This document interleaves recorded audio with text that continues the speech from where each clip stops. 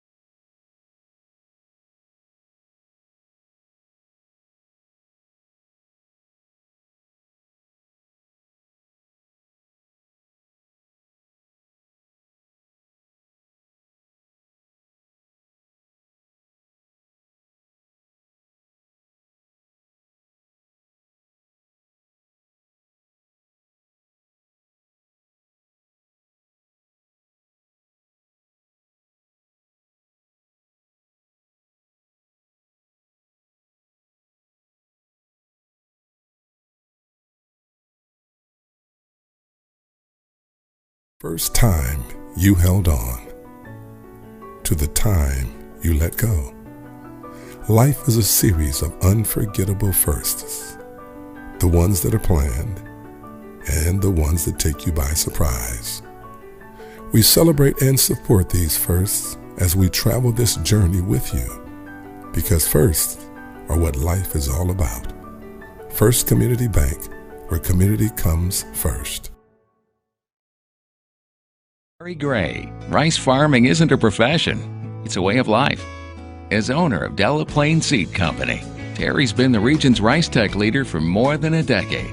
In the summer, Terry's not behind a desk. He can be found in rice fields giving advice, or he can be on your farm helping you put more bushels in your tanks and money in your pocket. From securing your hybrid rice to free on-farm delivery, let Terry help you be more profitable this season. Della Seed Company.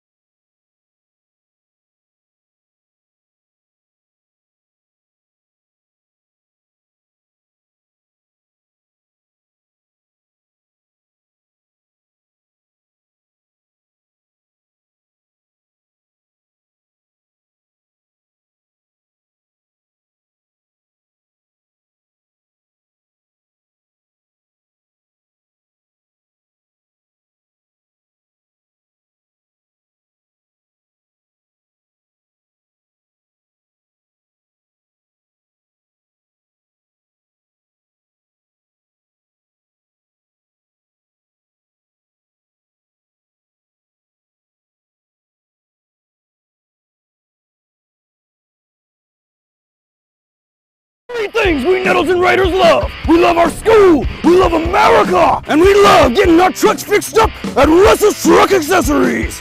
Russell's Truck Accessories is the greatest place on earth to make your truck look sharp. If Russell's were a bird, they'd be a bald eagle. If they were a nation, they would be the United States of America. The greatest nation on God's green earth. Thanks in part to Russell's Truck Accessories.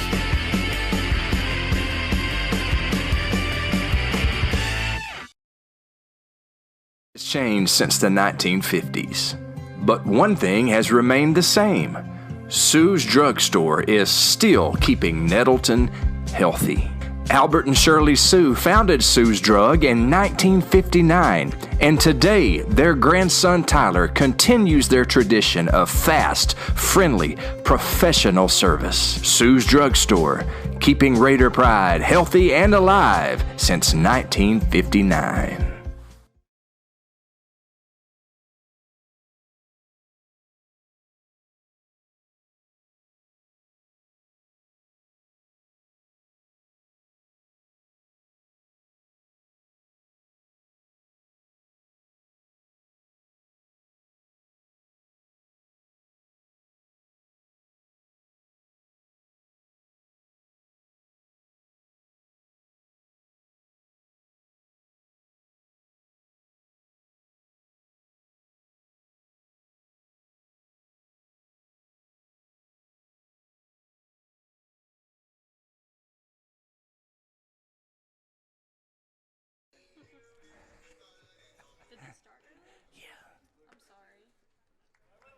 It's not your fault.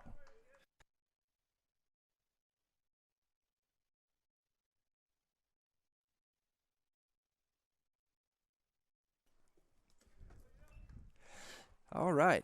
Well, we want to welcome you to Raider Field. You know, I've been talking for a solid inning and a half, and nobody has heard me because I did not plug in the audio. I'm serious. Yeah, nobody has heard me. So you're hearing my voice for the first time,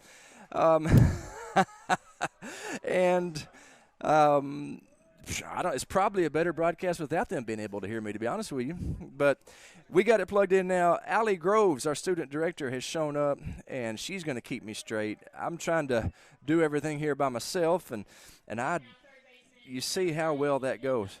So Seth Bishop with a leadoff walk, and that will bring up the third baseman, Ethan Duffel. Ethan hit the ball really well last night at Valley View. His first time up last night, he ripped a single to left field. Here's the first pitch to Ethan. It's a fastball on the inside corner, and Ethan behind in the count 0-1. He looks down to Coach Preston Despain, who goes through the signals. And I'm so thankful that we are a baseball team that gives signals and doesn't call out numbers. I'm sure there's reason for that, but it just gets on my nerves to hear coaches hollering 5-2-1, 5-2-1. I'm saying too much up here. I need to stick to the game instead of giving my opinion. But Coach Despain going old school and giving signals, I think that's the way God intended.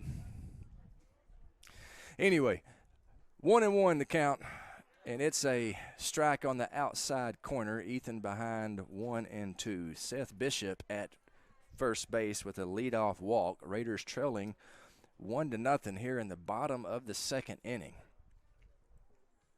Here's the 1-2, actually a check on the runner. Seth Bishop dives back in. The Raiders wearing their white pants. So out there in the stands, Mama Bishop is saying, "Dadgummit." That's going to be a laundry job for sure, getting the dirt stains out of those white breeches. Here's the 1-2, swinging a ground ball to the second baseman. Seth Bishop hustling down, and he is safe at second, but it's going to be a fielder's choice as Ethan Duffel is retired at first base. Fielder's choice 4-3 is how we're going to score that, and it'll bring up Jacob Tarpley, Raiders senior Jacob Tarpley. And he has an RBI opportunity here for his beloved alma mater. Tarp, one of the best young men you'll ever meet, I'll promise you that. Warhorse, warrior on the offensive line for the Raider football team. And he is behind the plate as a starting catcher for the Raiders. Good-sized young man with a whole lot of hair.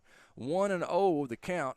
to Jacob Tarpley. Instead of a little pickoff play, Seth Bishop just back in safely. Again, he dives, adding to the dirt stains on those white pants. Something tells me that Mrs. Bishop doesn't care one bit. She loves baseball and glad to see her sons, 2 of which are in the starting lineup today, out there playing the game that they love. That pitch misses inside, and Jacob Tarpley ahead in the count, 2-0. Good hitter's count right here. Here's the 2-0. That's a fastball belt tie right over the middle, and Tarpley took it for a strike. Would have been a good one to hit. Tarpley is thinking it only takes one, Mr. Miller. It only takes one. He swings through that one, and now it's 2-2.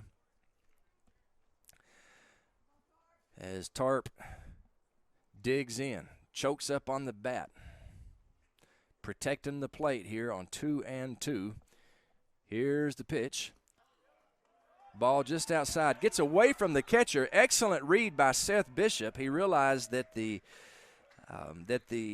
catcher didn't have any idea where the ball was. It was actually right in front of him, but the catcher unable to locate the location of the old horseside sphere, and so Bishop trots down to third base. Runner on third now with 1 out. The Raiders 90 feet away from tying this game. Swing and a miss. Tarp goes down on strikes. Catcher did catch it clean, and so it's going to bring up Kobe Miller. Kobe with the opportunity to put the Raiders on the board and to tie this game.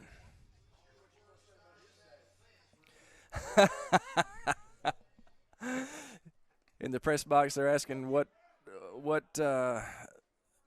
Miller is going to say about Kobe's dad. I got a lot of things I could say about that guy, believe me. I got a whole lot of things I could say about him. Here's the 2-0 swing, excuse me, the 1-0 swing and fouled back. It is 1-1 now.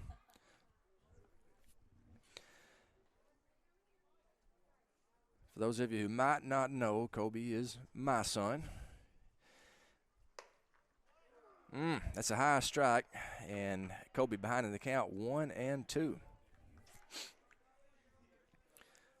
Kobe might have thought it was a little bit high. The umpire, and it was borderline, but the umpire, his opinion is what counts. Here's the 1-2, and Kobe strikes out looking. So we have played 2, and your score still Pocahontas 1, Nettleton 0. We'll be right back after these messages.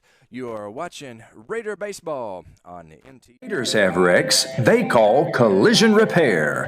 Back in 1986, Nettleton's Jeff Edgar was smashing baseballs. He hit the first home run in Raider baseball history. These days, he's fixing smashed cars at Collision Repair. Collision Repair staff is second to none, and their facilities are world class. They'll get you fixed up and back on the road in no time. Collision Repair. It's where the Raiders go when the Raiders have wrecks.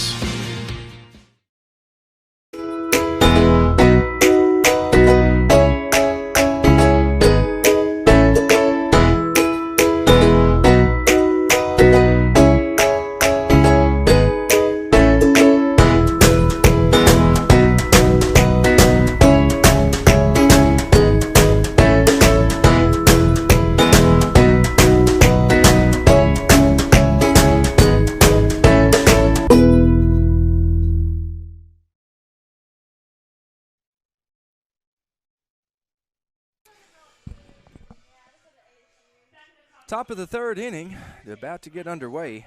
Pocahontas will send the top of the lineup up. They have a 1-0 lead over the Raiders. RBI single in the first inning by Jackson Privet. That's the difference in this game.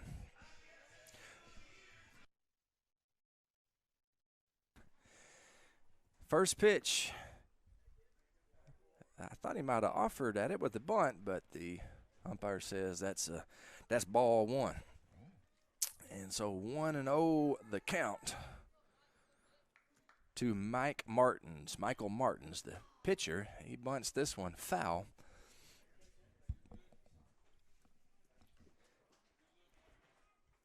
1-1 now the count to the Pocahontas leadoff man pitcher, Michael Martins. He grounded out to the third baseman, Ethan Duffel, in his first at-bat. Fine play over there by Ethan. Here's the 1-1 inside. 2-1 now the count to Martins. Nettleton had chances to tie it in both the first and the second inning. They left a runner stranded at third in the second, a runner stranded at second in the first. Had the tying run cut down between third and home in the first inning. So we've had our opportunities in this one for sure. 2-2 the count. Belk's delivery, swing and laced toward left center field, fielded by Cleary, and that's going to be a leadoff single for Michael Martins. Good rip there. And that will bring up Connor Baker. That's Pocahontas's third hit of the game. 2 singles in the first inning. They went down in order in the second. Mike Martins is on here in the top of the third with a leadoff single. That'll bring up Connor Baker, who is a left fielder.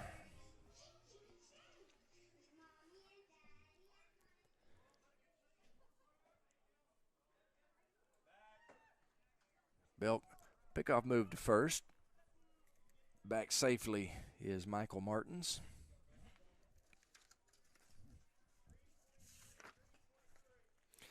And there's the coach hollering out, 323, 323. Hey, I'm not a baseball coach. I'm a lowly TV teacher.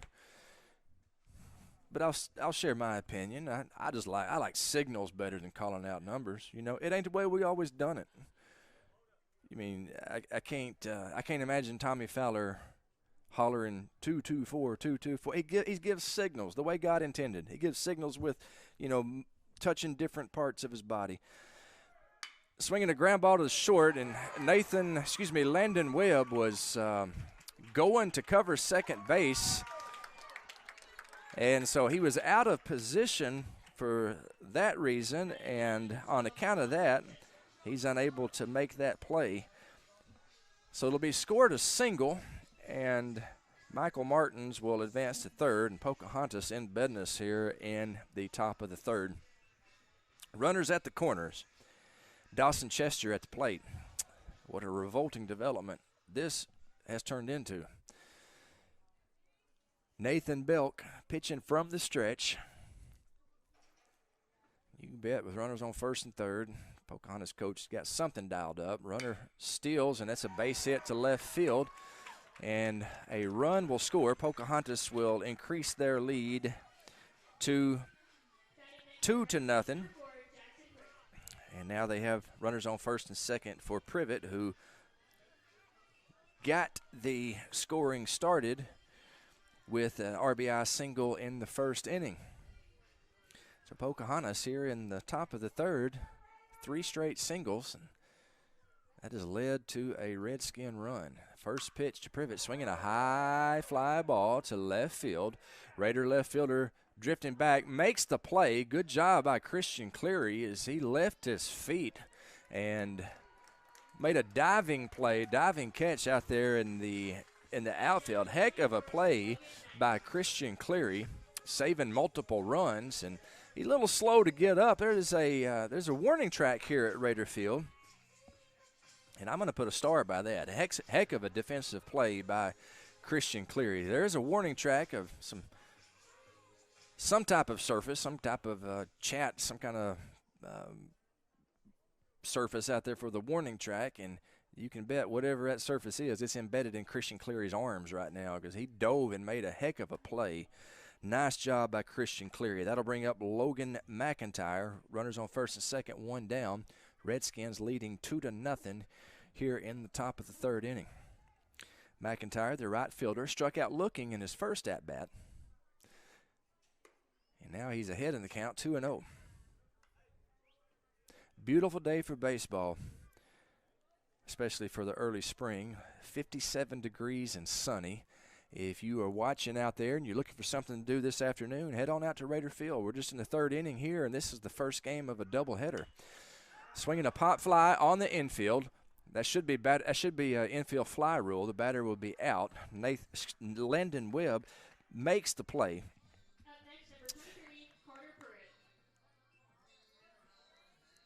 And that's the second out of the inning.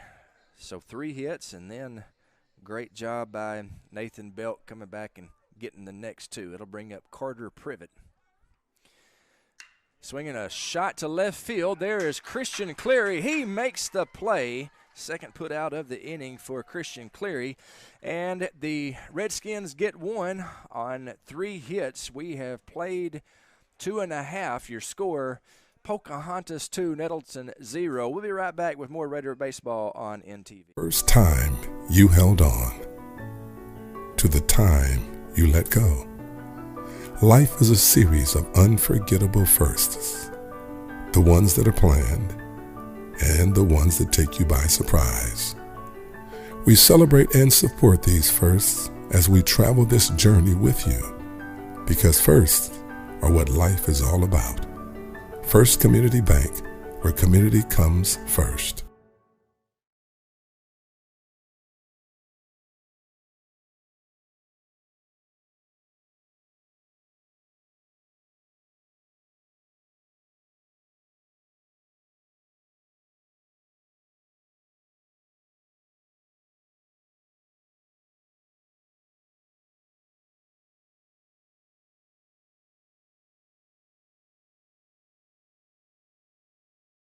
Terry Gray, rice farming isn't a profession, it's a way of life.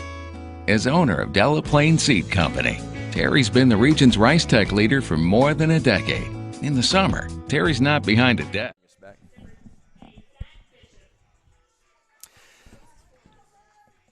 This is the bottom of the 3rd inning here. Bottom of the 3rd inning. And the Raiders trailing the Redskins 2-0. Zach Bishop will be leading off. And he looks at ball 1. So 1-0 to Zach Bishop. Swinging a ground ball to the first baseman.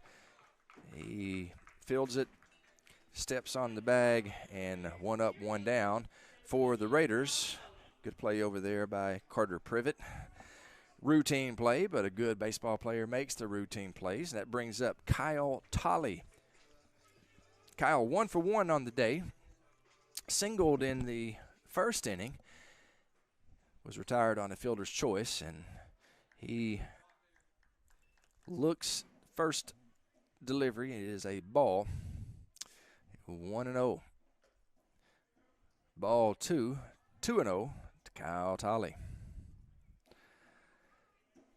Raiders center fielder way ahead in the count. Good hitter's pitch, and he watches ball 3. So 3-0 the count.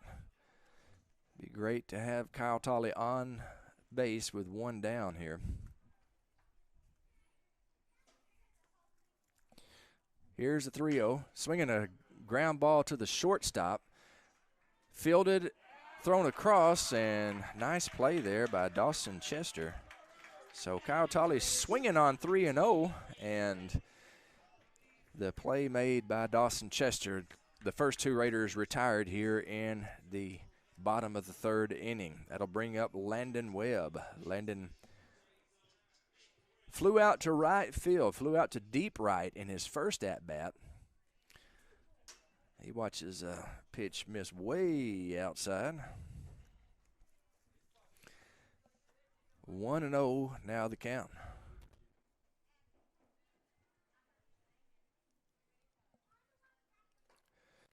That one tied him up a little bit. Check on the umpire. He says he did not swing.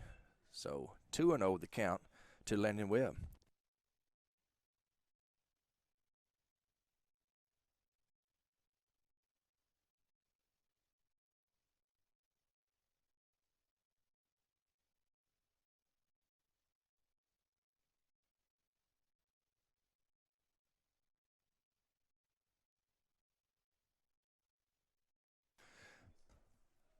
Ball 4 to Landon Webb, and so that's a 2-out walk. And that'll bring up Christian Cleary. Christian hit into a fielder's choice his first one. It was a little strange little play there. Would have been an infield hit, but it was instead turned into a fielder's choice, kind of grounded to the pitcher. You can bet Christian's not happy with that. His young man with home run pop in his bat, faux show. He's playing next level. Christian Cleary, he's got a lot of power. You can bet he don't like grounding out to the pitcher. 1-0 the count to the Raider left fielder, Christian Cleary, who's also, Director Allie Groves would tell us, a heck of a fiddle player. He entered the school talent contest playing the fiddle. He played the Ashokan Farewell. He played it like a master. And he also is an NTV superstar, Christian Cleary. Just an outstanding young man. His father, Cornelius Cleary, watching his son. And Cornelius, very proud of all of his sons. And right now he's hoping that his youngest, Christian Cleary, does some damage. 3-0 the count. Now, Tolley had the green light on 3-0. We'll see if Cleary does. Something tells me he does. 3-0 the count to Christian Cleary. Here's the pitch. Just at the top of the strike zone, and it is a strike. Borderline pitch for sure, but that was at the top of the strike zone. 3-1 now the count to Christian Cleary. Instead of check on the runner, gets past the first baseman. Landon Webb runs to second, makes the turn, and he's going to third. There's going to be a play at third. Long throw. Landon Webb in safely. Good hustle by Landon Webb, and he is 90 feet away from tying this game on an errant throw by the pitcher. So good hustle by Landon Webb. He rounded second, and he had third base in his sights the entire time. So big break for the Raiders right there. Let's see if we can translate that break into runs on the board, or a run on the board. Got a good man at the plate to do that, I'll promise you. Christian Cleary. 3-1 to Cleary. Swing and a foul straight back. That loads the count up to the Raider left fielder.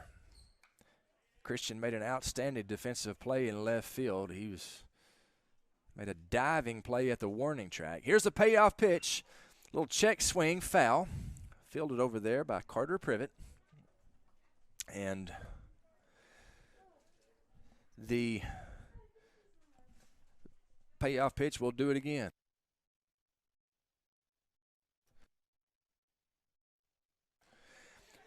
Swinging a foul tip. Christian Cleary stays alive.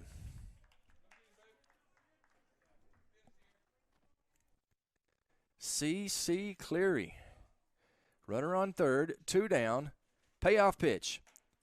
Ball outside, and Christian Cleary works a walk. That'll put runners at the corners for the pitcher, Nathan Belk. Nathan struck out his first at-bat, and the Pocahontas coach decides that he needs to have a little conference with his players. The runners on first and third, 2 outs, and Nathan Belk at the plate. Good time for that for sure, as no doubt about it, you can bet Coach Despain is going to dial up some type of play. Christian Cleary will certainly be stealing, I would think, in this situation. Or, of course, it may be the old play where while the pitcher's in a set position, he breaks early, trying to sneak that run home from third. So the Redskins coach going over all possible things that could happen with his infielders. God bless those men who are working with 15, 16, 17-year-old kids trying to teach them the great game of baseball. There's a little bit of a chess match going on right now, you can bet, between the Pocahontas coach and Coach Despain. That's Dustin Eden, the head coach for Pocahontas. And I'd say that's a pretty sweet gig. If your office is a baseball field, that's a pretty sweet gig. So shout out to Coach Eden, Coach Despain. Cleary is indeed going. He threw high to the pitcher. A lot of times they will do that. They'll either throw all the way through Sometimes they'll fake a throw to second and try to catch the runner on third sneaking down the line. That particular play threw high to the pitcher, hoping to catch him in a rundown. Good base running by Landon Webb. It was a strike, so now then after that foul ball by Belk, it's 0-2. So Nathan, with one swing of the bat, could really help himself out. He's a starting pitcher today. He gets a hit right here. He gives the Raiders the lead more than likely. Here's the 0-2 to Nathan Belk. Nice block by the catcher. It was a ball in the dirt.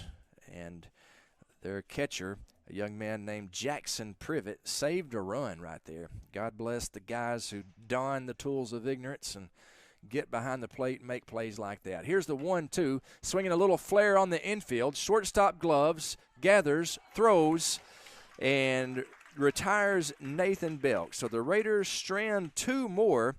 We have played 3. The Redskins lead 2-0. We'll be right back after this 60-second break with more Raider baseball on NTV. It has changed since the 1950s, but one thing has remained the same. Sue's Drugstore is still keeping Nettleton healthy. Albert and Shirley Sue founded Sue's Drug in 1959, and today their grandson Tyler continues their tradition of fast, friendly, professional service. Sue's Drugstore, keeping Raider pride healthy and alive since 1959. Three things we Nettleton Raiders love. We love our school, we love America, and we love getting our trucks fixed up at Russell's Truck Accessories. Russell's Truck Accessories is the greatest place on earth to make your truck look sharp. If Russell's were a bird, they'd be a bald eagle. If they were a nation, they would be the United States of America, the greatest nation on God's green earth, thanks in part to Russell's Truck Accessories.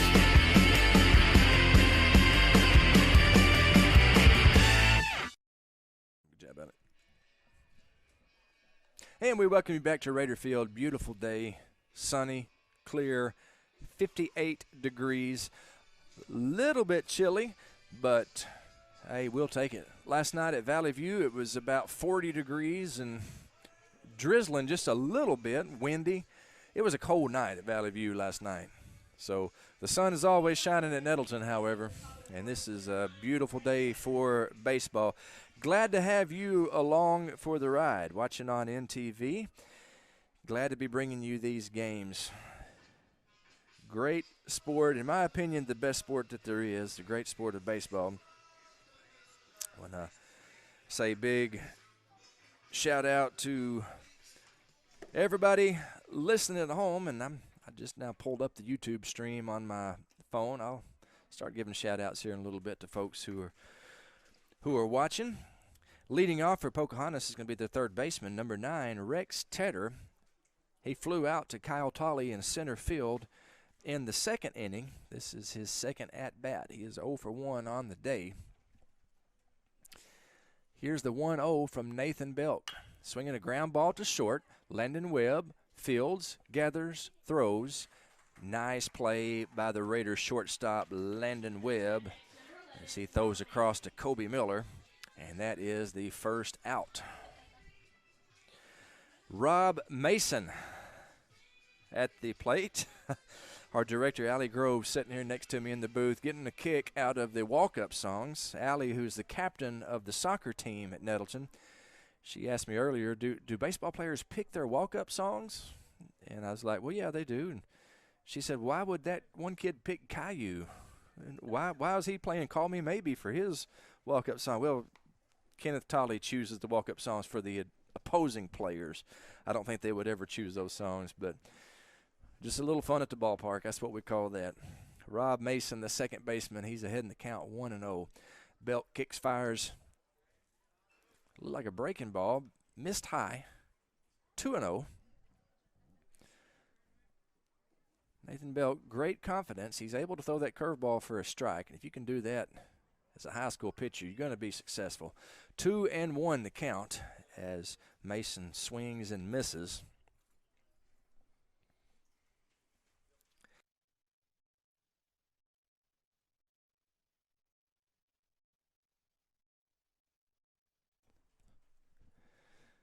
Here's the 2-1, swing and a fly ball to left field, hooking foul. CC, Christian Cleary, was in hot pursuit of that thing. Christian is doing a great job out there in left field. Made a diving play earlier at the warning track. And he covers a lot of ground. He's a next-level talent for sure. Unable to make the play on that one, though, as it was just too far left of the line. 2-2 the count. Here's the 2-2. And Nathan Belk says, don't mess with my 2-2. Swing and a miss. He struck him out. That's the second out of the inning. That's probably a song that nobody up here has heard but me. Don't mess with my 2-2. All right, Mark Belk got it. Kenneth Tolley, Chloe Reed shaking her head like, Mr. Miller, you're crazy. I don't know. Don't mess with my 2-2. That was a song. It wasn't a very good song, but it was a song. It was a song. The bunt is foul by C.J. Palmer. Now, I'm 50 years old. My memory's a little bit spotty, but I believe this young man played quarterback whenever Pocahontas played against Nettleton, and did a very good job. Man, he was the second string quarterback, but he stepped up. And man, he ran that offense really well. It's an excellent Pocahontas Redskins football team. He's behind in the count right now, 0-2, is Nathan Belk dealing. Here's the 0-2 curveball. He gets just a piece of it, fouls it straight back. We're going to do the 0-2 pitch again.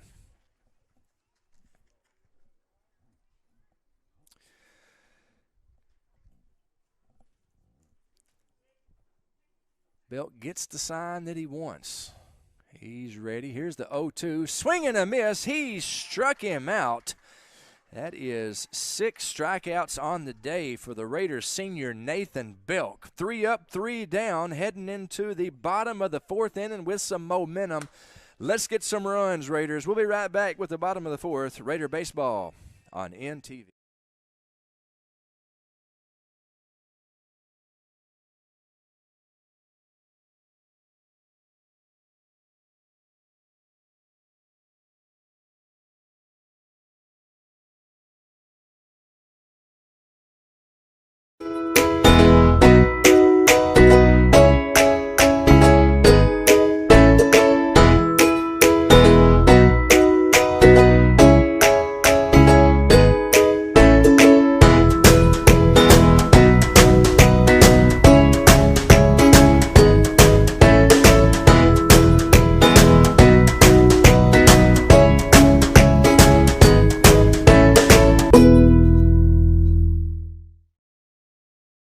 Gray, rice farming isn't a profession, it's a way of life. As owner of Della Seed Company, Terry's been the region's rice tech leader for more than a decade. In the summer, Terry's not behind a desk. He can be found in rice fields giving advice, or he can be on your farm helping you put more bushels in your tanks and money in your pocket. From securing your hybrid rice to free on-farm delivery, let Terry help you be more profitable this season. Della Seed Company.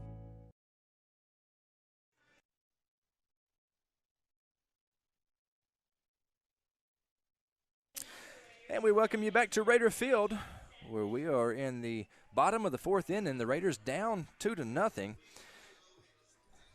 But after a 3 up, 3 down inning, punctuated by 2 strikeouts by Nathan Belk, the Raiders maybe have a little momentum going here to the bottom of the 4th frame. It's going to be Seth Bishop, then Ethan Duffel, then Jacob Tarpley.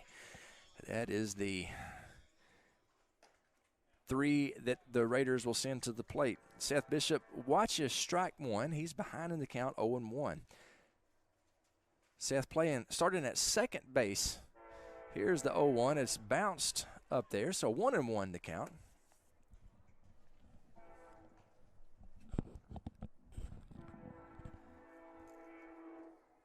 Ethan Duffel moving over to third base defensively. Here's the 1-1. Swinging a little flare to right center field. It's going to drop in. So a leadoff single by Seth Bishop. And the Raiders get the leadoff man on, and that is so important. That will bring up Ethan Duffel with a runner on first, nobody down. Coach Preston Despain in the third base box giving the signals to the batter and to the runner. Let's see if the Raiders want to do a little bit of running here with the bottom part of their lineup coming up.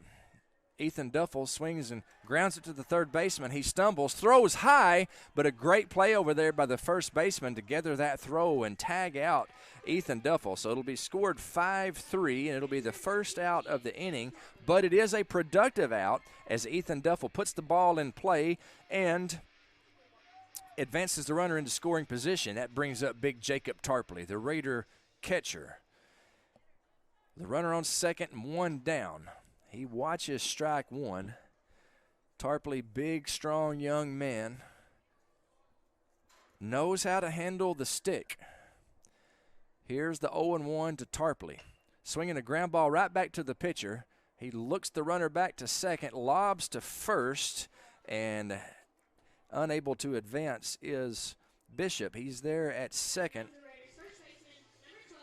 And that'll bring up Kobe Miller. Runners on first and second. 2 down. So Kobe, another chance to help out his team. Here's the first pitch to Kobe Dirty. Ball gets past the catcher. Bishop advances to third base, and Kobe Dirty with a for sure RBI opportunity here with the first potential run that the Raiders scored today, just 90 feet away at third base. Here's the 1-0 to Kobe Miller. Swinging a ground ball toward the shortstop. It's kind of kicked by short. The throw across. Kobe beats it out, but they call him out. Woo, mercy. Yeah, I sure thought he beat that out, but it ain't what I think, it's what the umpire says, and the umpire says he was out. And so the Raiders they strand another runner, and we head to the top of the fifth. Your score, Pocahontas 2, Nettleton 0. You're watching Raider Baseball on NTV.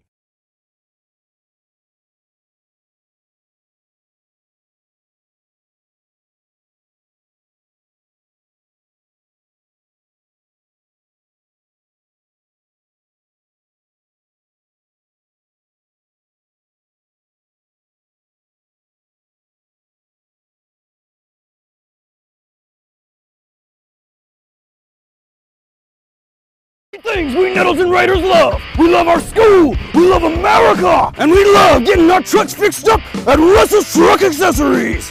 Russell's Truck Accessories is the greatest place on earth to make your truck look sharp. If Russell's were a bird, they'd be a bald eagle. If they were a nation, they would be the United States of America, the greatest nation on God's green earth, thanks in part to Russell's Truck Accessories.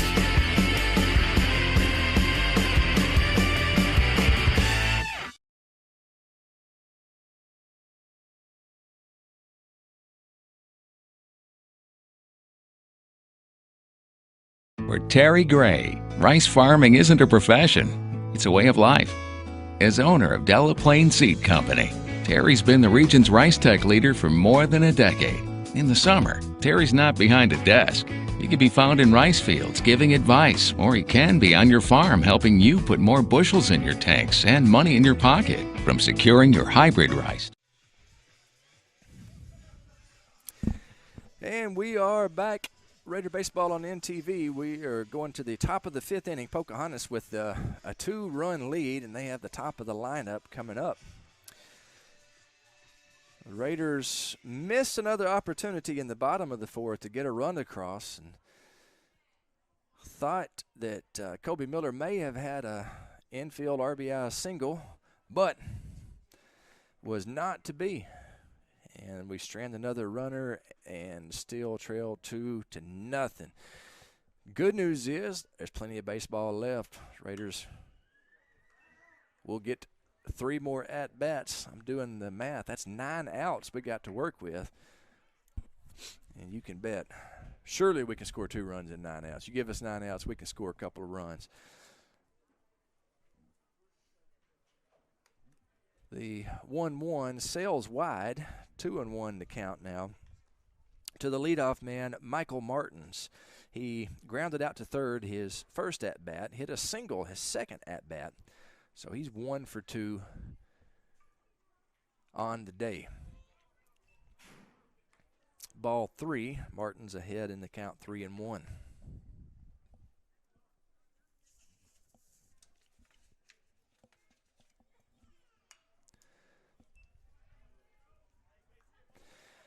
Fouled back, runs the count 3-2.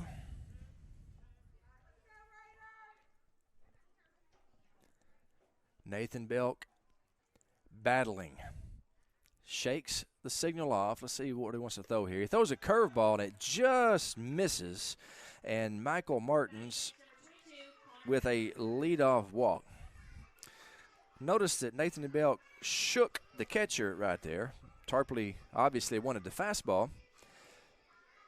I say obviously. He could have wanted a changeup, I guess, but he went with the curveball, and that speaks to how much confidence Nathan Bell. He has an excellent curveball. He's able to throw it for a strike. There's not many high school pitchers who are confident enough in their bender to throw a full count curveball. Nathan Bell has that type of confidence.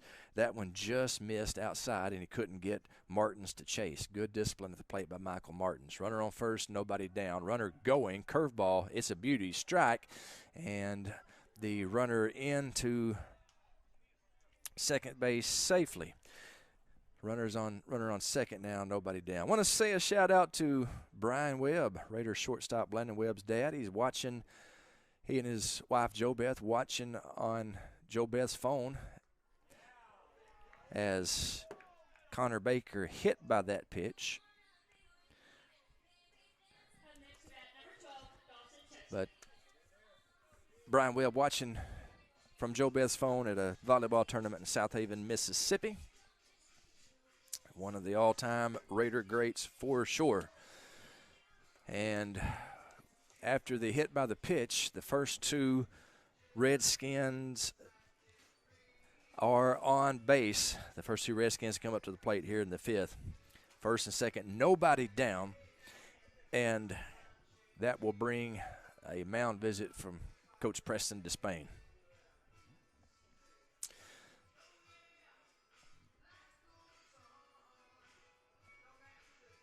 Coach Despain talking it over with his troops, giving some words of encouragement, some words of strategery. While he's doing that, I want to say a big shout out to the student crew here at NTV. My girl Chloe Reed doing the PA, doing a good job. She also ran camera as the game got off to we're about an hour early with the start. And always tell my crew, be here 30 minutes early, be here 30 minutes early. And they were here 30 minutes early, but the game was an hour early. So Chloe was the first to show up, and she was good enough to do two things at once, multitask. Maria Raja running camera, Allie Groves directing. Shout out to these students giving up their Saturday, their precious Saturday, to bring Raider baseball to you. Curveball outside, good play by Jacob Tarpley, keeping that in front. And 1-0 with the count to Dawson Chester.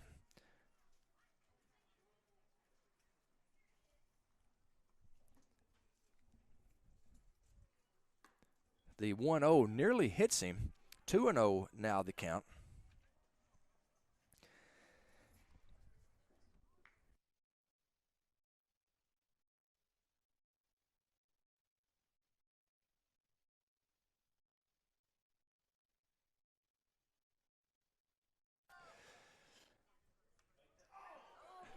That's an infield fly. The batter should be out. The batter's out.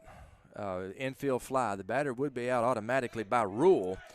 So that will be considered a F1. Okay, now we're going to have some confusion right here. The batter is automatically out, and the runners, that may be a triple play right there. The batter is out because it's an infield fly. Let's see if the umpires can get this figured out. The infield fly, the batter is automatically out. And so I believe that would be a triple play. The runners advanced whenever Nathan was unable to make the play. That didn't matter as by rule, infield fly, the batter is automatically out. The runners can advance at their own peril. And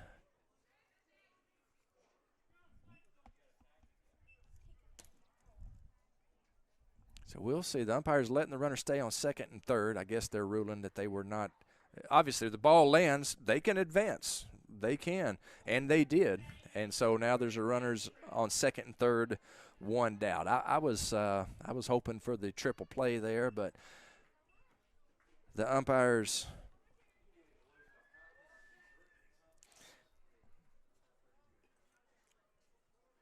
putting runners on second, third, one down. Curveball, Jackson Privet. And now that I think about it, I believe they did get that right. Infield fly rule, the batter's automatically out. And the runners advanced on the dropped pop fly, and they can do that at their peril.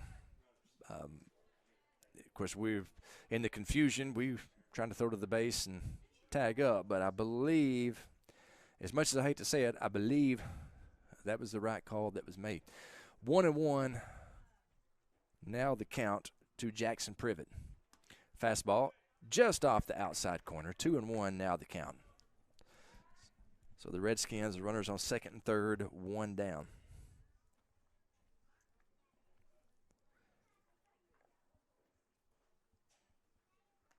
And it beamed him. Did he swing? If he swung, it doesn't matter if it hit him.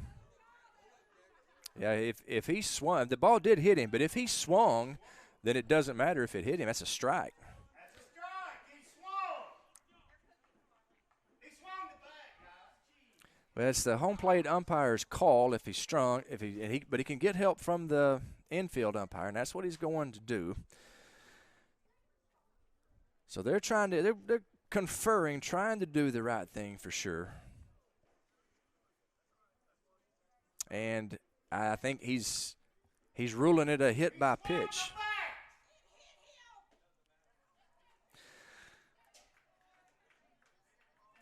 So the hit by pitch, 2 in the inning, loads bases up. Coach Despain going over to get some clarification. I think he deserves the clarification. It certainly appeared that the batter swung the bat. If he was ruled swing the bat, well, that's a strike. If he did not swing the bat, if he's able to check his swing, then the umpire made the right call. And evidently the umpire is saying that he did not swing, that it was just a hit by pitch. So, hey, whole lot of stuff going on here in the 5th inning, and that's why I'm glad I'm not an umpire, because the game can swarm on you in a hurry, I promise you. Little flare down the left field line, just out of reach from the 3 Raider fielders, Ethan Duffel, Lennon Webb, Christian Cleary, who converge it. Thankfully, there were no collisions down there. That could have been bad. But thankfully, everybody is all right, and 0-1 now the count to Logan McIntyre.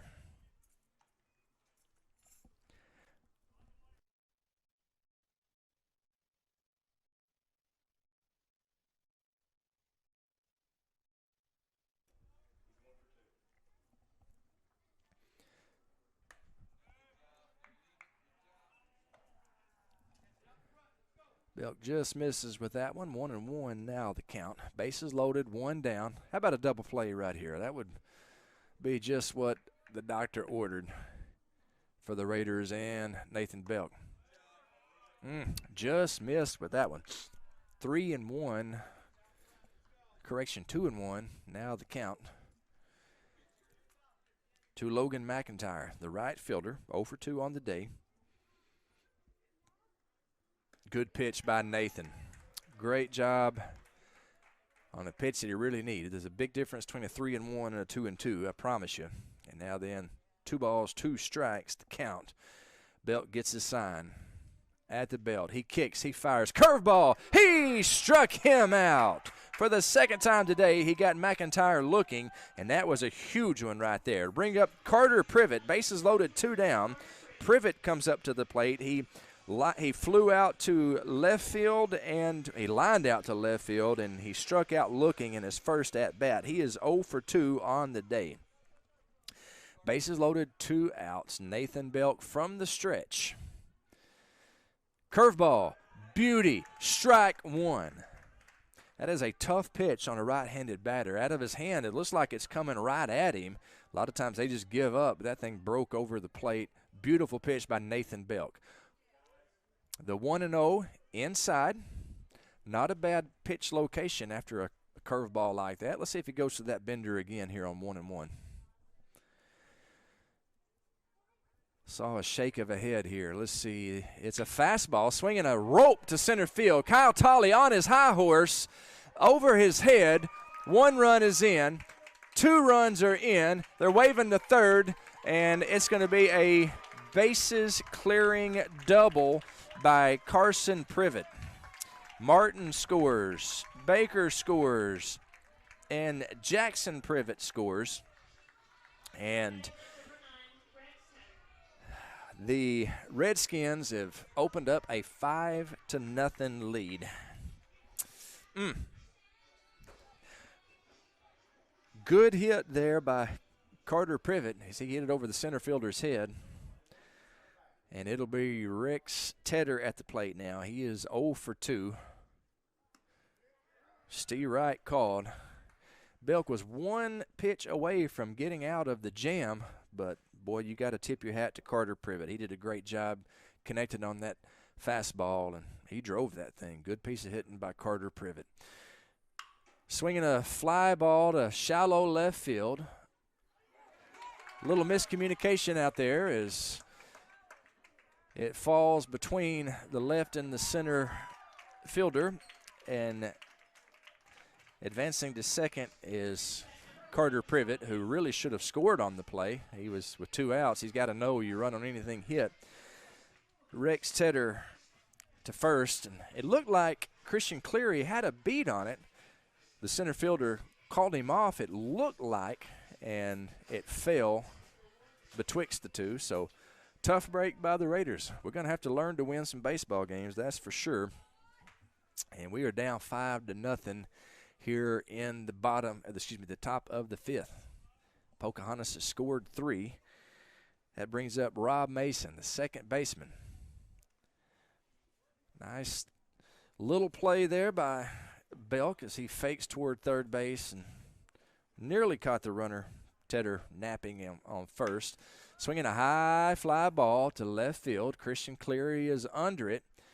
Makes the play, and that's the 3rd out of the inning. But, boy, it was a bad one for the Raiders as Pocahontas scores 3 in the frame. They have opened up a 5-0 lead. Bottom of the 5th coming up.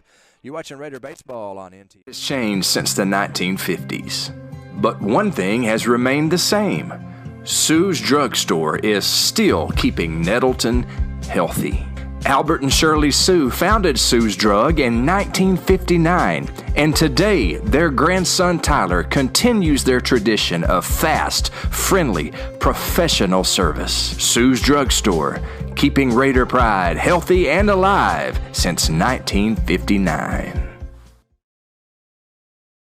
Raiders have wrecks they call collision repair. Back in 1986, Nettleton's Jeff Edgar was smashing baseballs. He hit the first home run in Raider baseball history. These days, he's fixing smashed cars at Collision Repair. Collision Repair's staff is second to none, and their facilities are world class. They'll get you fixed up and back on the road in no time. Collision Repair. It's where the Raiders go when the Raiders have wrecks.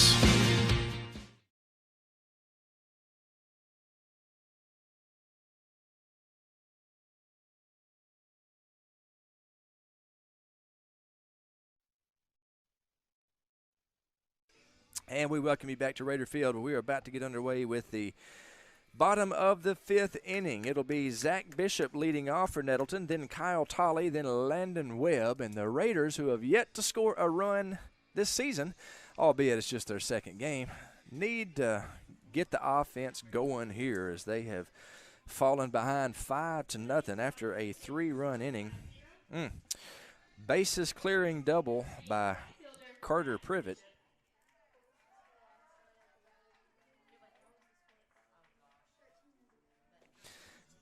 And Bishop will be leading off. He is a freshman getting the start.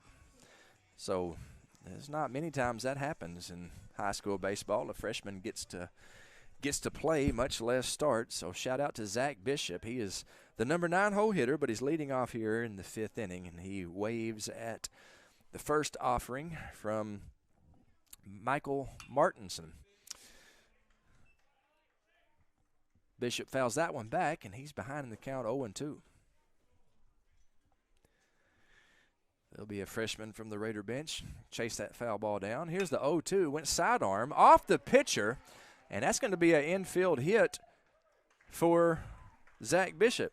Unless it was Kobe Miller running. If it was Kobe Miller running, they would have called him out. That happened earlier today. Kobe, it was about as close as that one. Forgive me, Mr. Belk. I'm over here saying things I ought not say. Anyway, Zach Bishop gets the call this time. Runner 8 with the infield single. Bishop is on. That's exactly what we needed. Kyle Tolley stands in. He's 1 for 2 on the day with a single in the first.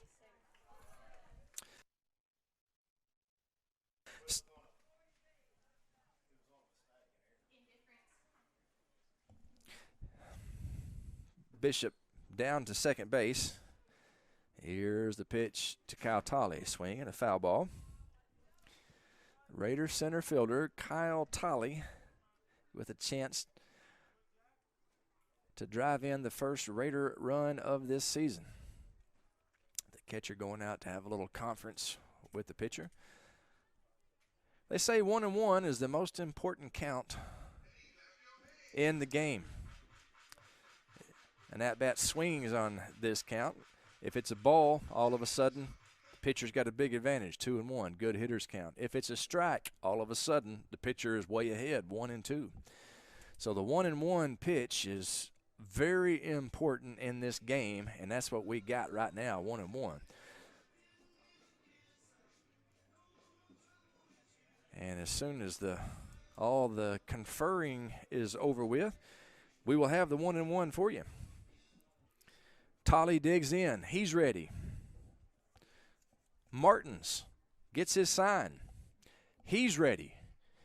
Here's the 1-1 to Kyle Tolley. Swinging a ground ball to the right side. The second baseman makes a fine play to his left, and he retires Tolley.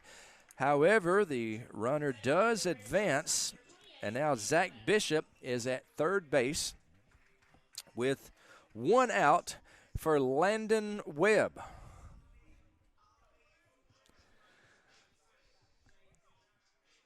The Raiders looking for their first run of the season. Got a good man for that up at the plate right now, Landon Webb. Wears number 28, 6 less than the number his father wore proudly for the Raiders, number 34. On the football field anyway. Swing and a miss, 1-1 now the count to Landon Webb. I believe Brian Webb was number 5 in baseball. Brian, I know you're watching. Just text me if that's right. 1-1 now the count. Ball in the dirt. Kept in front nicely by the Pocahontas catcher, Jack Privet.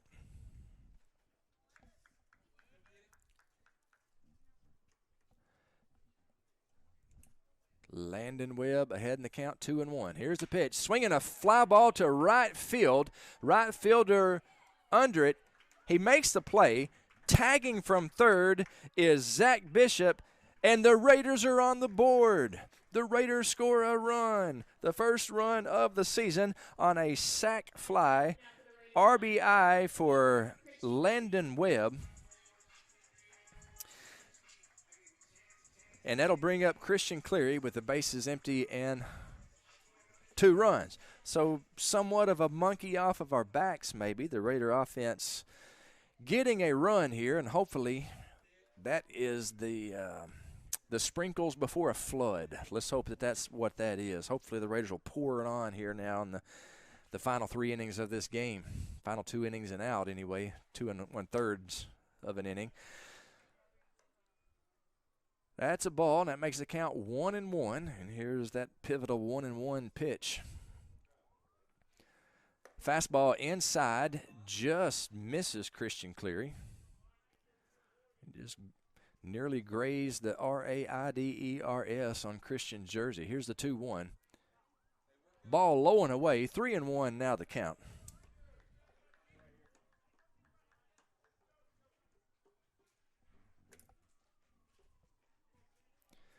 Here's a 3-1 to Cleary. Ball, and Cleary has walked for the second time today. And that'll bring up Nathan Belk. Nathan is 0 for 2 on the day with a strikeout and a ground out to short.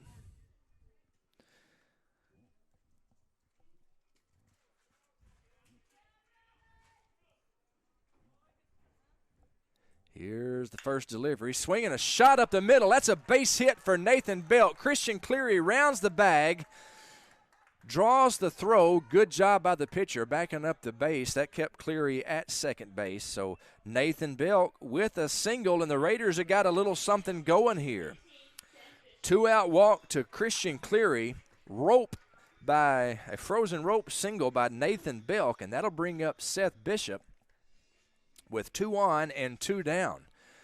The Pocahontas coach makes a mound visit, and we'll see if we have a pitching change.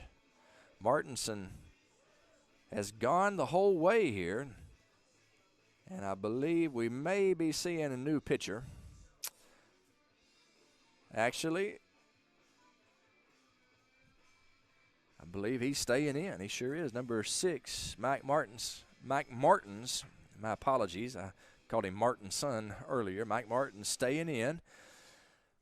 Thought that we might see a change there, but they are dancing with the one who brung them. Seth Bishop at the plate. He is 1 for 1 on the day. He has a walk and a single. He's reached base successfully both times that he batted, and he does so again with a base hit through the right side. Christian Cleary rounds third. The play at the plate. He is safe, and the Raiders have cut the lead to 5-2. The catcher throws the ball away. Another Raider scores. Nathan Belk scores on the error, and Seth Bishop with a single and an RBI. He advances to second, and how about that, Raider fans? The Raiders have made this a 5-2 game. Cleary scored on the single and Nathan Belk on the overthrow. Seth Bishop advances to second, and that will bring up Ethan Duffel with a chance to cut the Pocahontas Redskin lead to 1. We're going to have a courtesy runner, looks like number 25, and Mark, you're going to have to help me out. Who is number 25 for us? Is that Ransom Rand? Ransom Rand. Okay, so Ransom Rand going in to be the courtesy runner for Seth Bishop. Now, Seth Bishop is not a pitcher or a catcher, so I guess that would not be a courtesy runner. That would be just a pinch runner. So,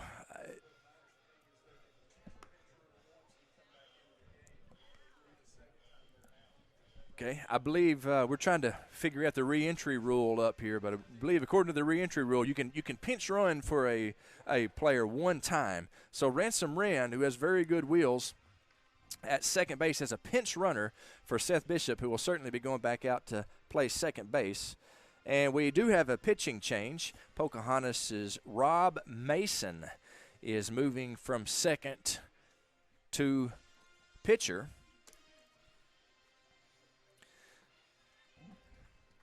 And he will be facing Nettleton's Ethan Duffel. Ethan is 0 for 2 on the night. He grounded to second, he grounded to third in his last at-bat. Base hit here would cut the Pocahontas lead to 1 run. Mason's first delivery to Ethan Duffel, the Raiders sophomore, is a ball.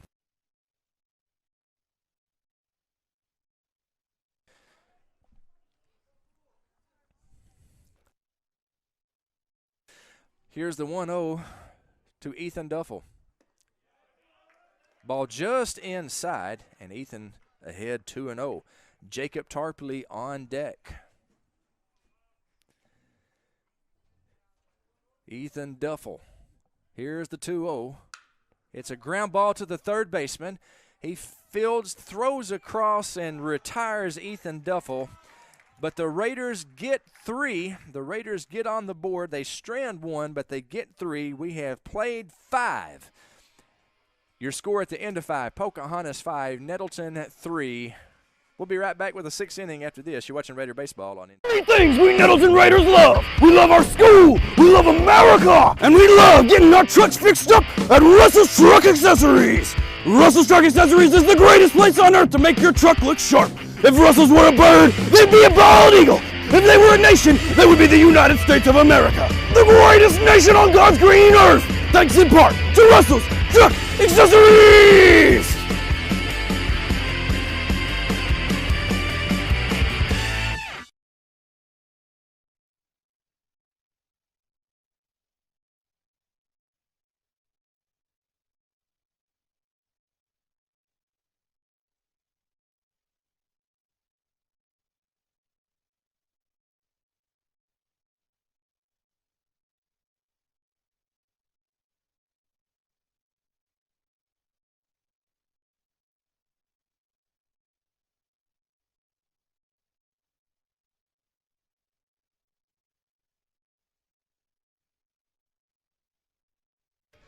And we welcome you back to the Raider Baseball broadcast here on NTV.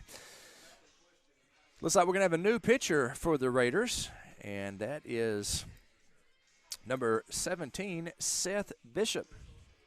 So we had a little controversy last inning as Seth got a RBI single, and he was lifted for a courtesy runner. Well, he was playing second base at the time, but I guess maybe since he's going in as pitcher that they're allowing him to don't make a liar out of me. I don't know. All I know is Seth Bishop is on the mound right now to pitch the 6th inning. So 5 innings for Nathan Bishop. He allowed 5 runs, and we'll have to kind of look and see how many of those were earned. And good outing by Nathan Belk. And it looks like Nathan is going to first base. It's Kobe Miller out there in right field now. And C.J. Palmer leading off for Pocahontas here in the top of the 6th inning. Bishop's first offering to him is a curveball, beauty, bunted foul. So Bishop ahead in the count, 0-1.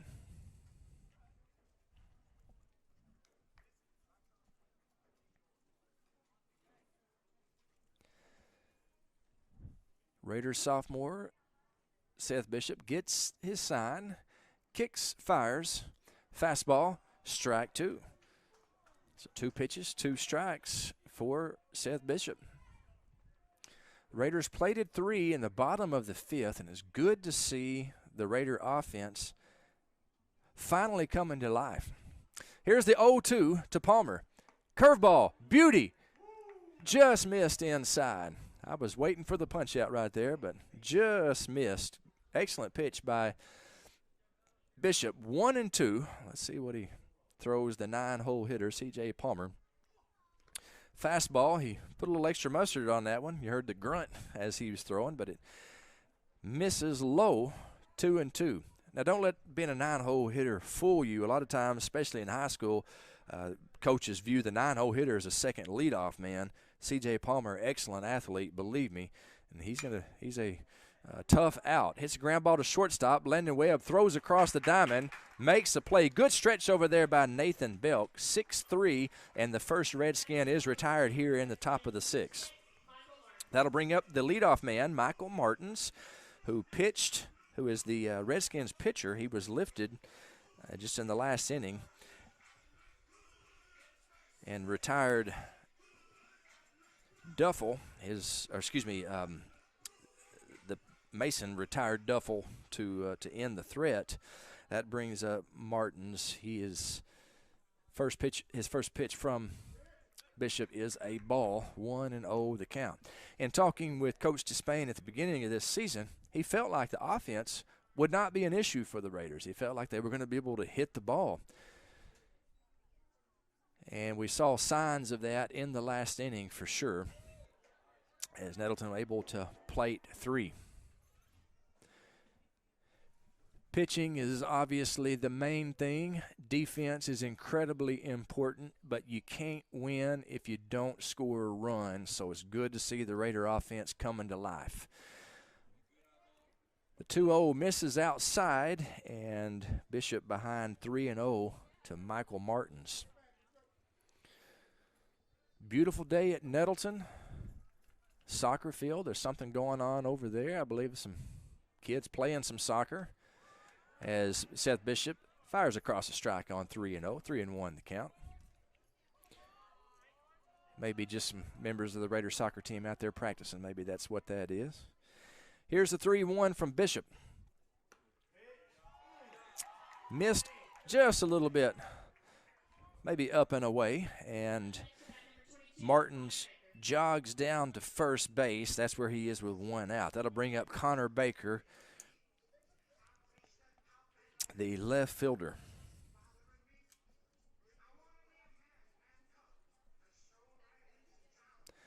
He's walking up to I Want to Be Like You from the Jungle Book. That's his walk-up song. That orangutan, that crazy orangutan. King Louie, I believe. King Louie, I Want to Be Like You. That's what he sang to Mowgli. I Want to Be Like You. Good walk-up music chosen there by Kenneth Tolley for Connor Baker. Check on the runner. Boy, that was close over there. Good move, good quick move by Seth Bishop. Martin's able to dive back in just ahead of the tag by Nathan Belk. Nathan Belk, who pitched 5 strong innings and doing a good job over there at first base. Good glove work, good glove man, good young man. Here's the 0-0 from Bishop. Again, another check on Martins and another close play, but he slides in safely.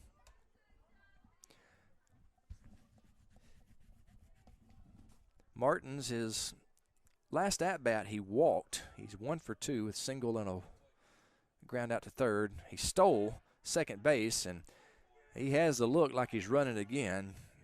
Bishop, aware of that, paying an awful lot of attention to him over there. Gonna have to face the batter sometime, though. Let's see if he does on this. He does. Runner going. Ball in the dirt. Gets away from Tarp, and we'll call that a stolen base by Martins. And somebody smarter than me is going to have to tell me if that's the right scoring. I guess you could have scored that a wild pitch, but he was running on the pitch. And forgive my ignorance, I'm going to have to look that up if that would be scored a stolen base or a wild pitch. Irregardless, he's at second base with one down. The leadoff man, C.J. Palmer, grounded to short. Landon Webb firing over to Nathan Belk, getting the out. Mike Martins walked, and he is at second base with one out. Connor Baker, the left fielder, stands in. 1-0 the count. Swinging a high fly ball, left center field. Kyle Tolley ranging back, makes a fine play. Runner tags from second, advances to third. So good base running there by Mike Martins, and an outstanding play out there in center field by Kyle Tolley. Kyle Tolley, very speedy center fielder, and he covered a whole lot of real estate right there as Connor Baker gave that ball a heck of a ride. Tolley caught it right at the front of the warning track. And that'll bring up Dawson Chester, the Arkansas State baseball commit. He's 1 for 2 on the day with a single. Curveball, high, with the base open. Be interesting to see how they pitch Chester here. Starting him off with a curveball, the 1-0 count. You sure don't want to give this kid anything to hit. Another curveball. Good hustle by Bishop as the ball was in the dirt. Jacob Tarpley able to keep it in front. Hard-working young man back there behind the plate, Jacob Tarpley. Got a lot of respect for that young man and appreciate him working hard behind the plate. Here's the 2-0. Ball misses just a little bit high, and 3-0 the count. Now, Chester is a kid that you'd be wise to be careful with. 3-0, you can bet he's got the green light. You don't want to put one right down the middle here, Seth. It's all right to walk him. Good pitch on 3-0. Just missed, though. So walk to Dawson Chester. That put runners on first and third for Jackson Privet. He was hit by a pitch his last at-bat. Kind of a controversial hit by pitch. We sort of thought that he might have swung, but it was ruled that he did not swing, and that's what really kind of led to the big 3-inning fifth. So Jackson Privet, who's done a great job behind the plate for Pokey today, he steps in with 2 on, 2 out. Runners on the corner. Dawson Chester at first. He is off with the pitch. It's a ball just low. So 1-0 and that'd be the count. And the Raiders allow Chester to take second base. And again, I'm not the official scorer. Don't know if that would be considered technically a stolen base or defensive indifference, but in any event, there's runners on second and third with 2 down. 1-0 the count. Bishop's delivery. Curveball, beauty. Steve Wright called. Nice pitch there by Seth, who has shown a sharp breaking curveball today. Believe me when I say that's a tough pitch to hit. I never was able to hit the dang thing. 1-1 now the count. Pivotal pitch right here. Another curveball. He gets just a piece of it, and now Seth Bishop way ahead in the count. 1-2. He's 1 strike away from getting out of this jam, giving his team a chance. Raiders trailing by 2 here in the top of the 6th. Bishop gets his sign. Tarpley sets up on the inside of the plate. He kicks. He fires. Swinging a little tap right in front of the mound. Bishop gets it. Throws to first. Makes the play. Good play by Seth Bishop. Good inning of work by the Raiders sophomore. The Redskins go without scoring. They do strand a couple of runners in the 6th. We're heading to the bottom of the 6th. The Raiders down by 2. Don't go anywhere. You're watching Raider Baseball on NTV.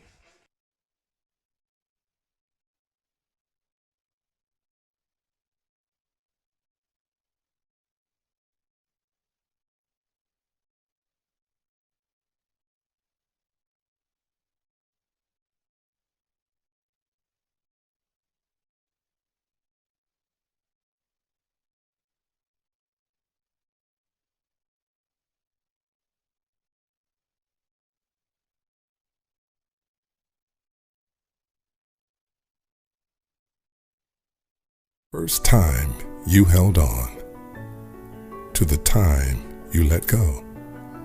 Life is a series of unforgettable firsts, the ones that are planned and the ones that take you by surprise.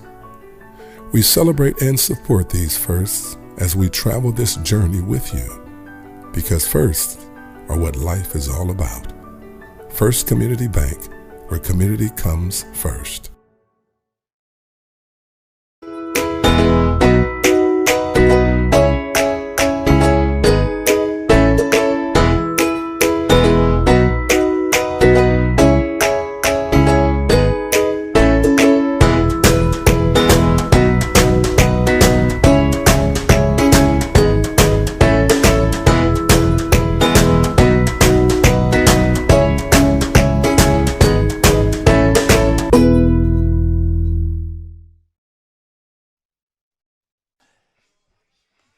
And we welcome you back to Raider Field. Beautiful day for baseball. We got ourselves a dandy going here, folks. Glad to have you along for the ride. We are in the we're in the 6th inning. I just got a text from Coach Bubba Deaton. He says, just because you couldn't hit the curveball doesn't mean it's a hard pitch to hit.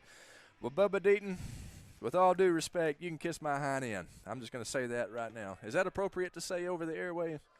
Probably not appropriate, Mark Bell says, but that's my sentiments exactly to Bubba Deaton, heckling me from wherever he is. But no, just kidding. Glad to have Coach Deaton working with our young people. He's a great young man. The fly ball to center field off the bat of Tarpley is how we start the bottom of the 6th. And that'll bring up Kobe Miller. Kobe is standing at the plate with nobody on and 1 down. First pitch to Kobe, swing and a miss. He's behind in the count. 0-1. Kobe on the day is 0 for 2 with a strikeout and a ground out to short, which I would have scored a base hit. But, again, not just because he's my son. I'm the most biased person in the park, I promise you. I see the game differently than anybody else. I see the game and I see the world through black and gold colored glasses. Anything that I see, that's got to go Nettleton's way. So forgive my prejudice out there. 2-1 the count to the dirt bag. Swinging a shot, center field. Great base hit by Kobe Dirty, and he is on with 1 out here in the bottom of the 6th. Good piece of hitting there as the ball was on the outside part of the plate for the left-hander, and he took the ball where it was, right over the shortstop head. Kobe Dirty is on first with 1 out. That'll bring up Zach Bishop. Zach is 1 for 2 on the day with a single. Also is grounded out to the third baseman. Kobe Dirty, unfortunately, has been blessed with his father's speed, so he will not be stealing. I guarantee you that. He's got a pretty good lead over there, though, and gets a good secondary, but that ball is fouled straight back. 1-1, now the count. Bishop at the plate, Miller at first base. Pitch from Mason, the 1-1. Ball up and in, 2-1 the count. The Pocahontas faithful wanted that, but that looked clearly to be a ball to me. Clearly to be a ball. Maybe the black and gold colored glasses may still be in effect here, but Kobe Dirty, who believe me is not a threat to steal a base, but he's getting a little bit of attention over there.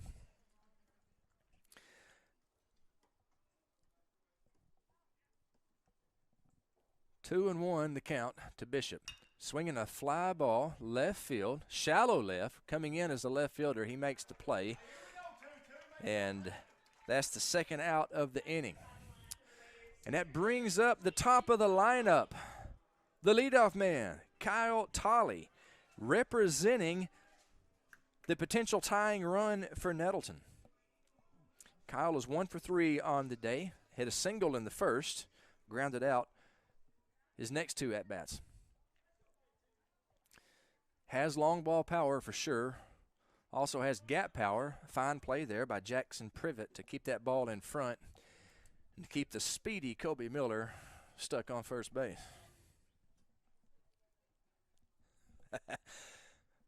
Kobe's not going to be happy with my commentary if he watches this game later on YouTube.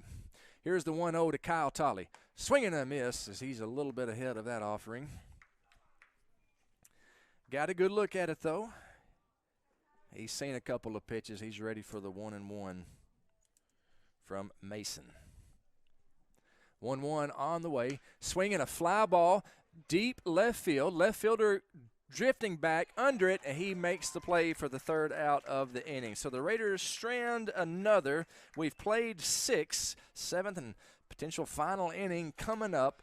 It's Pocahontas 5, it's Nettleton 3. You're watching Raider Baseball. Terry Gray. Rice farming isn't a profession, it's a way of life. As owner of Della Plain Seed Company, Terry's been the region's rice tech leader for more than a decade. In the summer, Terry's not behind a desk. He can be found in rice fields giving advice, or he can be on your farm helping you put more bushels in your tanks and money in your pocket. From securing your hybrid rice to free on-farm delivery, let Terry help you be more profitable this season. Della Plain Seed Company. Three things we Nettleton Raiders love. We love our school, we love America, and we love getting our trucks fixed up at Russell's Truck Accessories. Russell's Truck Accessories is the greatest place on earth to make your truck look sharp. If Russell's were a bird, they'd be a bald eagle. If they were a nation, they would be the United States of America, the greatest nation on God's green earth. Thanks in part to Russell's Truck Accessories.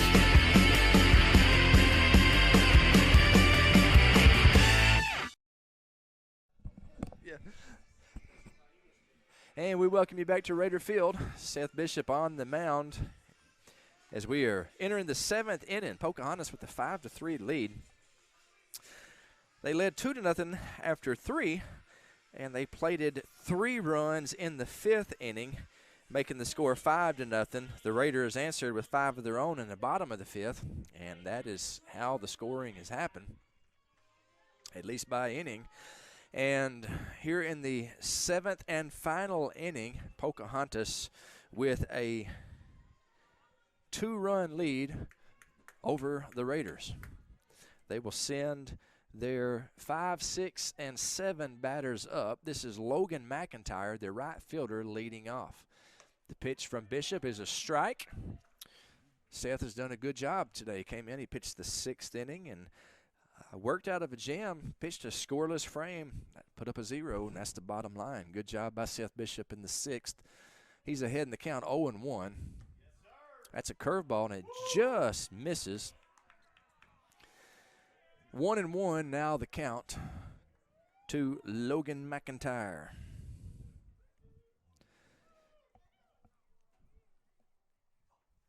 Swing and a miss. 1-2 now the count. McIntyre is 0 for 3 on the day. He struck out looking a couple of times and has popped up to the shortstop.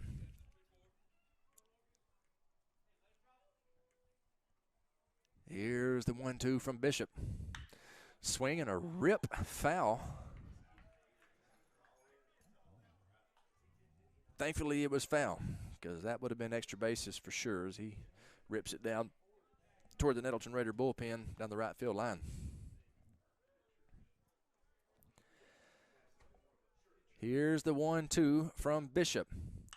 Fastball away, good location, and spoiled, however, by Logan McIntyre as he hits it off of the Nettleton Performing Arts Center.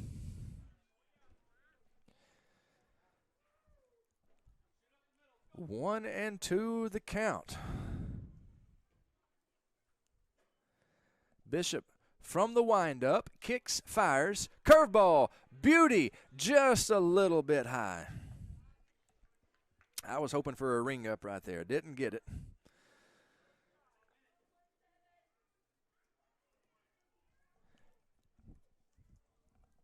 Count even at 2-2. Here's the 2-2. Another curveball. This one is ripped out to right field. Over the right fielder, Kobe Miller's head. Off the fence. Kobe gets it, fires it in, second base, and the runner stops at second. That will be a leadoff double by Logan McIntyre, and boy, he hit that thing a ton. Good hit by Logan McIntyre. It brings up Carter Privet, the first baseman. Carter Privet has the big hit for Pocahontas, a bases clearing 3 RBI double in the 5th. That's the reason that the Redskins are ahead by 2 runs. He's 1 for 3 on the day. Bishop gets his sign. Better be careful with this kid. He's proven he can rip the baseball. Starts him off with a curveball, and it's a strike. 0-1. Now the count to Privet.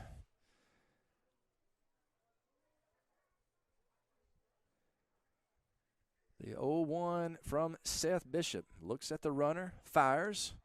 Fastball up and away. 1-1 now the count.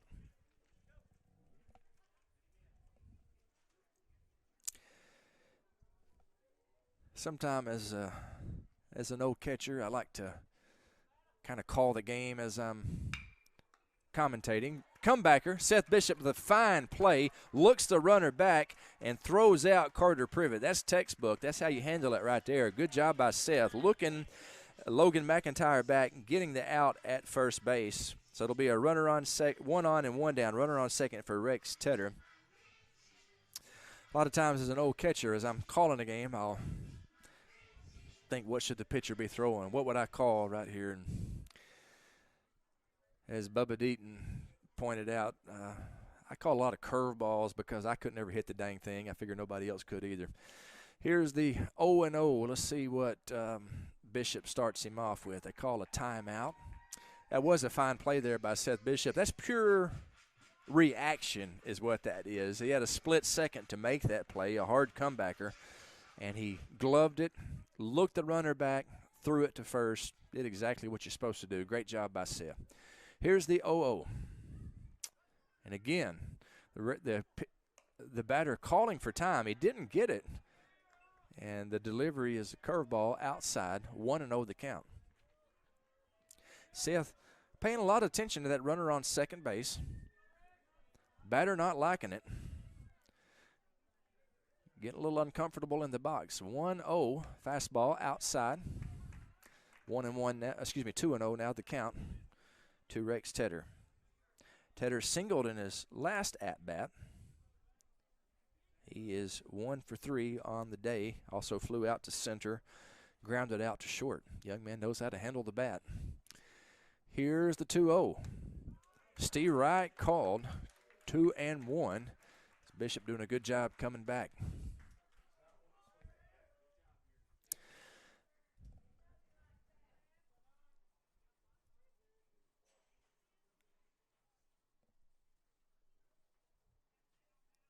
Here's the 2-1 from Seth Bishop. Ball up and in. 3-1 now the count. Nothing doing in the Raider bullpen. This game looks like it's Seth Bishop's the rest of the way. And let's hope that is not a very long journey. 3-1 the count to Tedder. Steve Wright called. Nice pitch by Seth. 3-2 now the count. Pocahontas coach Dustin Eden giving some instructions to the batter and to the runner on second. He's telling him, one down. Make sure line drive gets through. Halfway on a fly ball to the outfield. Full count, swinging a tap foul. We'll do that payoff pitch one more time. Fun at the old ballpark today. A lot of folks. The Raider faithful has definitely showed up strong here. As they were kind of a late arriving crowd as the game got started about an hour earlier than what we thought it would. So I'm assuming this game has been pretty brisk. We're going to have an early start for the next one as well. Payoff pitch. Steve Wright 3. He K'd him up, froze him on a ball on the pitch on the outside corner, and it's 2 down now for the 8-hole hitter, second baseman Rob Mason.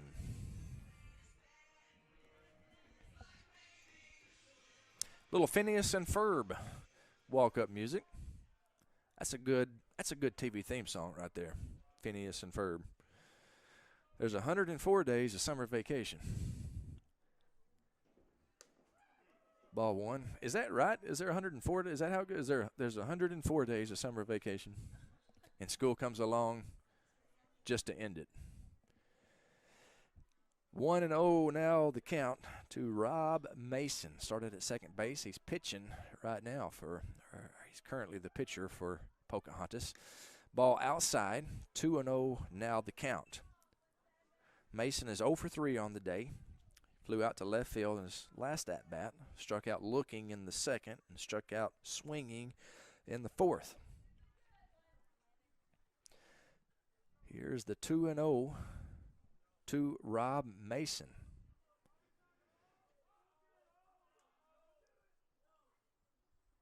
Swinging a ground ball to third, just foul. Ethan Duffel was over there to vacuum that thing up, but foul ball. I think Ethan Duffel does a nice job over there at third base. You got to have a strong arm. That's a long throw from third to first. That's across the diamond. That's a long throw. Ethan does a good job of flinging that thing over there.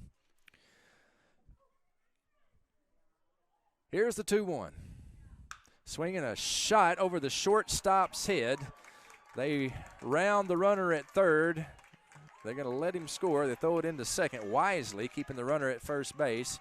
So an RBI single by Rob Mason, and it extends the Pocahontas lead to 6-3. Good hit there by Rob Mason. 2-out RBI, and boy, that's one of those winning baseball moves, the old 2-out RBI.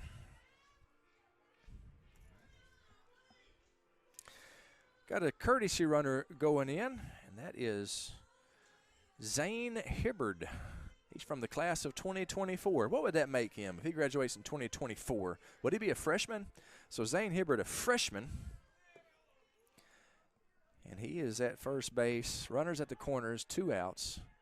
Pocahontas up 3 here in the 7th inning. If you're wondering, Nettleton has their 2, 3, and 4 coming up in the bottom of the 7th. It'll be Webb, Cleary, and Belk. So the Raiders down 3. And I said earlier runners at the corner. I was incorrect about that. Runner on first. Pickoff attempt at first base, unsuccessful.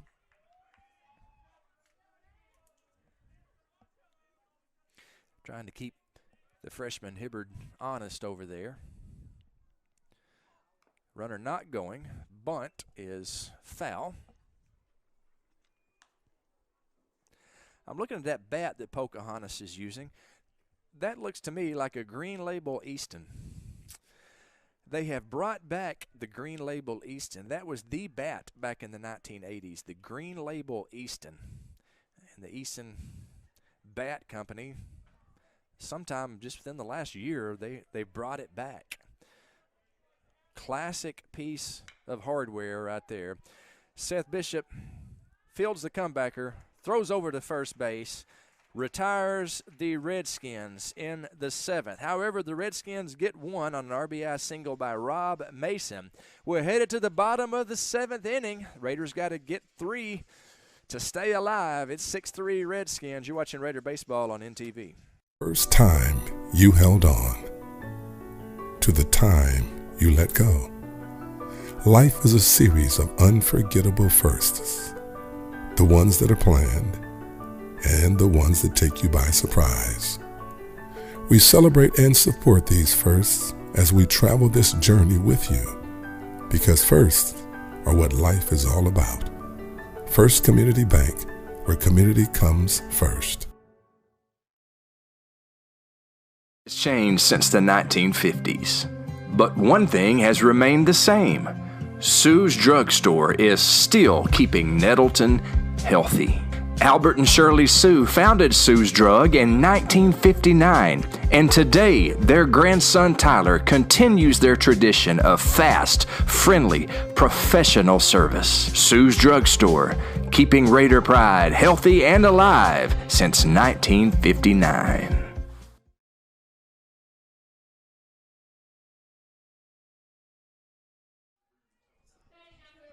And we welcome you back to Raider Field.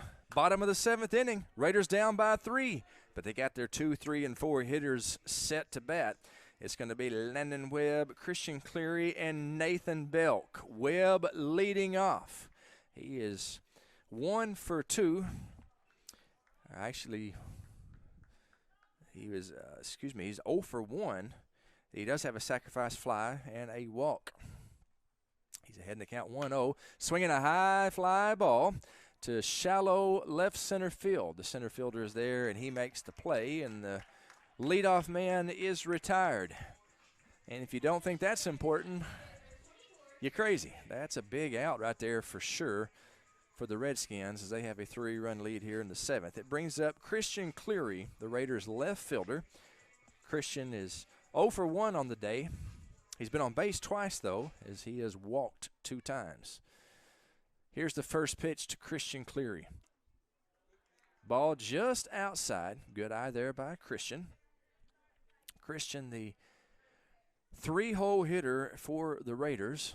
1-0, swinging a shot to center field. Over the center fielder's head. It is off the base of the wall, and Christian Cleary glides into second base with a 1-out stand-up double, and boy, did Christian ever put a charge into that one. Dawson Chester out there, and correction, that's not Chester, that's C.J. Palmer, I believe, out there in center field. Heck of an athlete. He gave it a good go, but that was over his head. That was a heck of a shot by Christian Cleary. So the Raiders in business here. Nathan Belk with another hit. A single to right field. They're waving Christian Cleary. Play at the plate. The throw is not in time, and we'll call that a RBI single by Nathan Belk, and he advances to second on the throw. Great rip by Nathan, and it makes it a 6-4 game. Pocahontas' head coach, Dustin Eden, comes out to talk things over with his team. Great job of hitting by Nathan Belk. That's Nathan's second hit of the day. He hit a single in the 5th and a big RBI single here in the 7th inning. And the Raiders not going down quietly. 6-4 now the score. The tying run will come up to the plate in the person of Seth Bishop.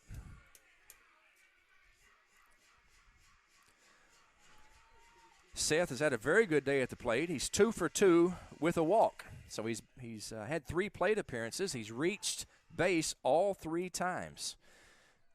Opportunity right here to keep the line moving in the bottom of the 7th inning. First pitch to Seth is a strike. The Raiders have 8 hits on the day, 2 of them from Seth Bishop. Pocahontas also with 8 hits. 0-1. Now the count to Seth Bishop. The Raiders' second baseman swinging a pop foul and out of play. And it makes the count 0-2. So Bishop way behind in the count. Got to be a good defensive batter right here. Choke up, guard that plate, anything close. Here's the 0-2. It's outside, 1-2. Not a bad pitch there by Mason. On 0-2, you don't want to groove them one. Batter's definitely looking to hit on 0-2. Bishop with 2 hits on the day, you can bet he was looking for something that he could drive. 1-2 the count to the Raiders' second baseman, Seth Bishop. Ball bounces, gets away from the catcher. Advancing to third is Nathan Belk on the wild pitch. It looked like Jackson Privet was a little crossed up on that. That young man's done a very good job of blocking balls in the dirt all day long. Didn't attempt to block that one. Maybe he was a little crossed up. He might have been thinking that something breaking was coming, and instead he got the fastball in the dirt. Here's 2-2. Seth Bishop swinging a base hit to right field off the glove of the second baseman. Seth Bishop with his 3rd hit of the day drives in the Raiders' 5th run, and we got ourselves a 1-run ball game. 6-5 the score. Ethan Duffel stands in with a runner on first and 1 down, and these Nettleton Raiders not saying die this afternoon. Duffel 0 for 3 on the day, a couple of hard ground outs to the third baseman. Big hit there by Seth Bishop, who's turned in 2 innings of fine work on the mound and has 3 hits. So have yourself a day, Mega Seth. Coach Despain calls timeout. He wants to talk things over with Ethan Duffel. Now, here's where the strategy comes in. That's the tying run on first base. We want to get that tying run in scoring position. Ethan Duffel, good hitter, can handle the bat. Will he bunt right here? Get him in scoring position for Jacob Tarpley and potentially Colby Miller. We'll see how he wants to play it. He is not bunting. He's swinging, and he swings and misses that curveball. 0-1 now the count. So it doesn't look like any type of play is on.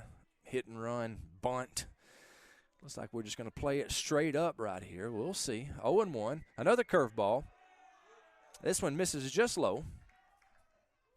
This young man's got a sharp bender. Rob Mason. That's a sharp breaking curveball. 1-1. Instead, they check on the runner.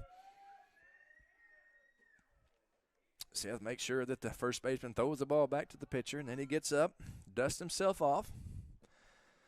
1-1 the count to Ethan. Ball just outside. Catcher framed it nicely and held it there, and that got the Pocahontas fans riled up. They're like, come on, Blue. Ball did seem to be outside, though. 2-1 now the count to Ethan Duffel. Here's the 2-1. Ball just outside again, 3-1, and you can bet, coming from an old catcher, that umpire does not appreciate what the catcher's doing. He's holding the ball there, telling the umpire, that's a strike. Umpires don't appreciate that. 3-1 now the count to Ethan Duffel. Here's the pitch. Swinging a comebacker up the middle, off the pitcher. No play at first. Everybody is safe on an infield single by Ethan Duffel, and that brings up Jacob Tarpley.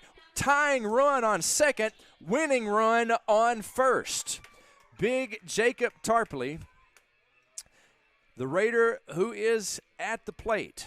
Pocahontas' coach, Dustin Eden, is talking to the umpire, and now he is talking to the other umpire, and I'm not sure exactly what this is about. He's obviously questioning something. I don't know if he thought there might have been some type of interference or obstruction. I'm not real sure what he is talking to the umpire about. I do know this, though, that he's going to confer with his team out around the mound. Clutch situation right here for Raiders senior catcher Jacob Tarpley. Runners on first and second, one down. The Raiders came into this inning trailing 6-3. They have plated 2 runs. Christian Cleary got things started with a one-out double. Nathan Belk drove him in with an RBI single. Then Seth Bishop drove him in with another RBI single. Bishop is on second. Ethan Duffel is on first.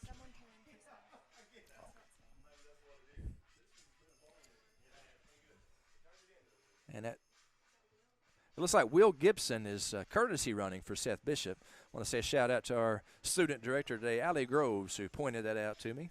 Allie's the captain of the soccer team. She's learning about baseball, and she's correct. She is keeping Mr. Miller straight here, telling me that there's a courtesy runner in for Seth Bishop. That is Will Gibson. He is the loudest member of the team, always chirping in the dugout. Also a runner for Duffel as well. That is Will Jensen, who is running at first. So Jensen at first, Gibson at second. Jacob Tarpley at the plate. First offering to him is a curveball, and boy, it's a dandy. It's a strike. And Tarpley behind 0-1. Second pitch is a curveball outside. 1-1 now the count.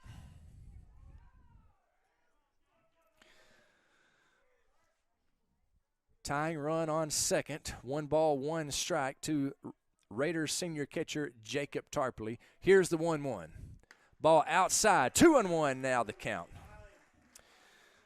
Mason muscled up on that fastball and yanked it a little bit, and result, ball outside, 2-1 now the count. Gibson and Jensen on the bases. Here's the 2-1. Ball high, 3-1. Kobe Miller on deck.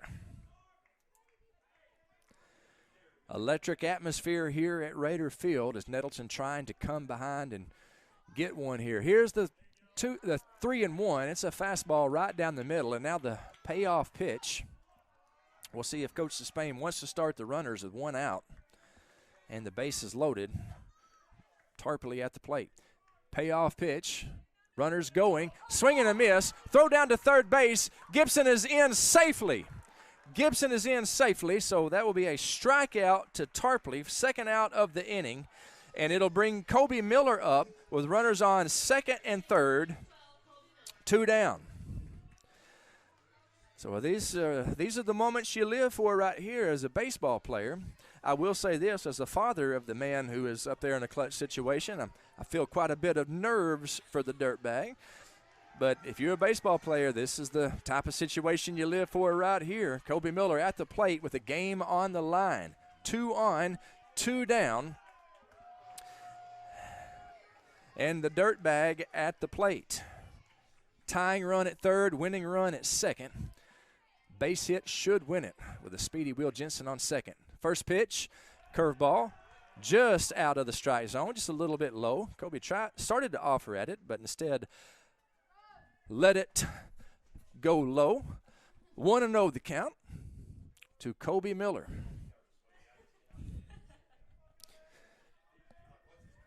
The pitcher steps off of the rubber. Kobe steps out. 1-0. Game on the line. Again, the pitcher steps off, looks over to his coach, who is evidently calling the pitches, and they elect to put Kobe on. So they walk Kobe intentionally, and that loads the bases up for Zach Bishop. Now, how about this? How about this? A freshman getting a start. Huge situation here. Bases loaded, 2 down. Raiders down by 1. And we seem to have lost our broadcast. Hang on just 1 second. We'll see if we can't.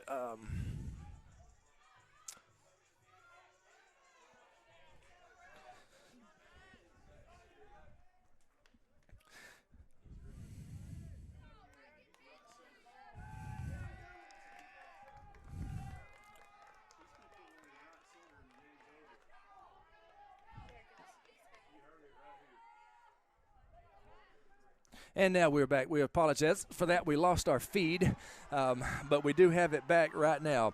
Zach Bishop at the plate, bases loaded, 2 down. And again, we apologize for that technical difficulty. Bases loaded, 2 down. Zach Bishop up at the plate. He's ahead in the count, 1-0. Here's the 1-0 pitch from Mason to Zach Bishop. Ball up, 2-0 now the count. And I believe we've had a pinch runner over there at first base. That's Landon Montgomery at first base running for Kobe Miller. That run really doesn't matter. That runner really doesn't matter over there. What matters is the runner at third base. What really matters is the runner at second base.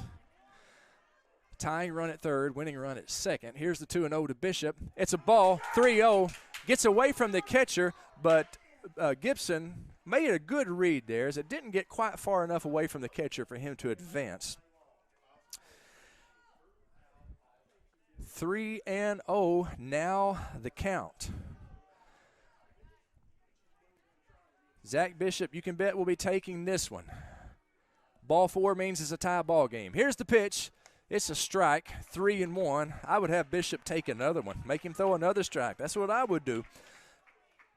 As huge situation right here. Let's see if Coach Despain is thinking along the same lines as me. Here's the 3-1. Bishop swinging. Got to give the young man credit right there. 3-2 now the count. 3 balls, 2 strikes, 2 outs.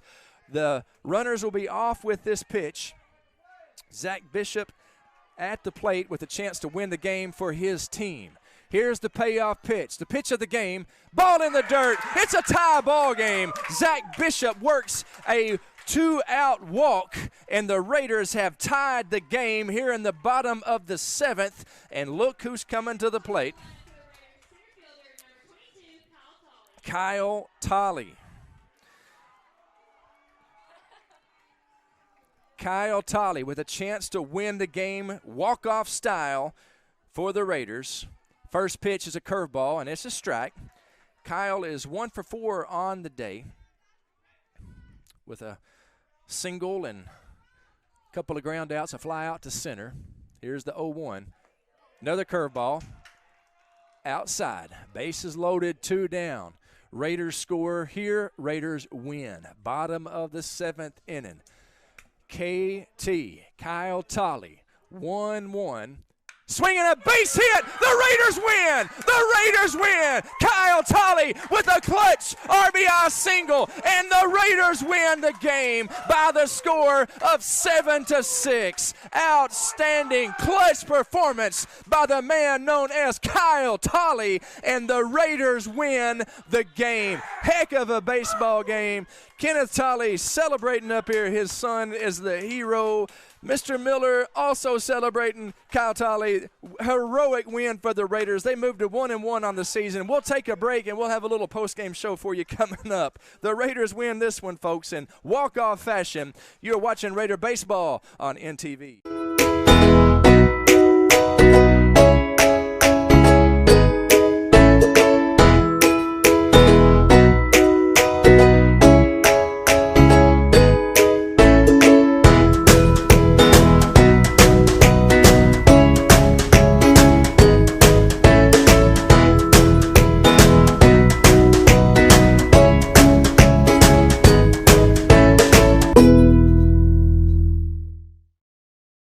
That whatever it takes for every child, but really we mean that. You know, it's not something that we just say, and we don't take that lightly. At the end of the day, I want them to love school. I want them to love and appreciate that our school is willing to go above and beyond to do whatever we can to teach them. But my bottom line goal is to teach them to love school and love learning and become a lifelong learner, just like I try to be. I'm a little bit country. I'm a little bit rock and roll. I love the hate the feeling of a great drum call. When I sing my alma mater, I feel it all night long. I love my school with all my heart and soul. I know I'm gonna be all right. Wherever I go. I'm a little bit country. And a little bit rock and roll.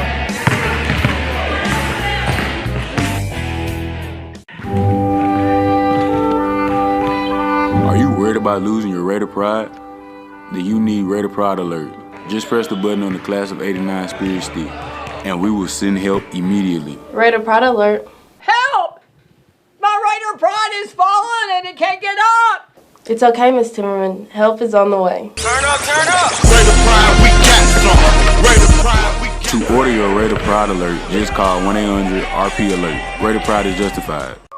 Looking for a school can be like super overwhelming. You kind of have those fears as a parent that, oh my gosh, the school that I'm gonna pick, it's gonna determine their future and everything else. You know, it's a big choice that you have because you wanna make sure you're gonna put them in a school where they can continue their whole journey. I'm really super glad we started at Nettleton. It was relief that we had found a school where we felt comfortable sending our child. I felt like any situation he'd get put into, he would be able to succeed. Uh-oh, guess what day it is? Guess what day it is? Huh? Anybody? Julie, hey, guess what day it is? Oh, come on, I know you can hear me. Mike. What day is it, Mike? Hey, Leslie, guess what day it is? It's game day. Woo-woo! Jalen, how happy are students that go to Nettleton? I'll say happier than DJ on game day. Game day! Be happy, be a Raider. Raider Pride is justified. So don't forget it.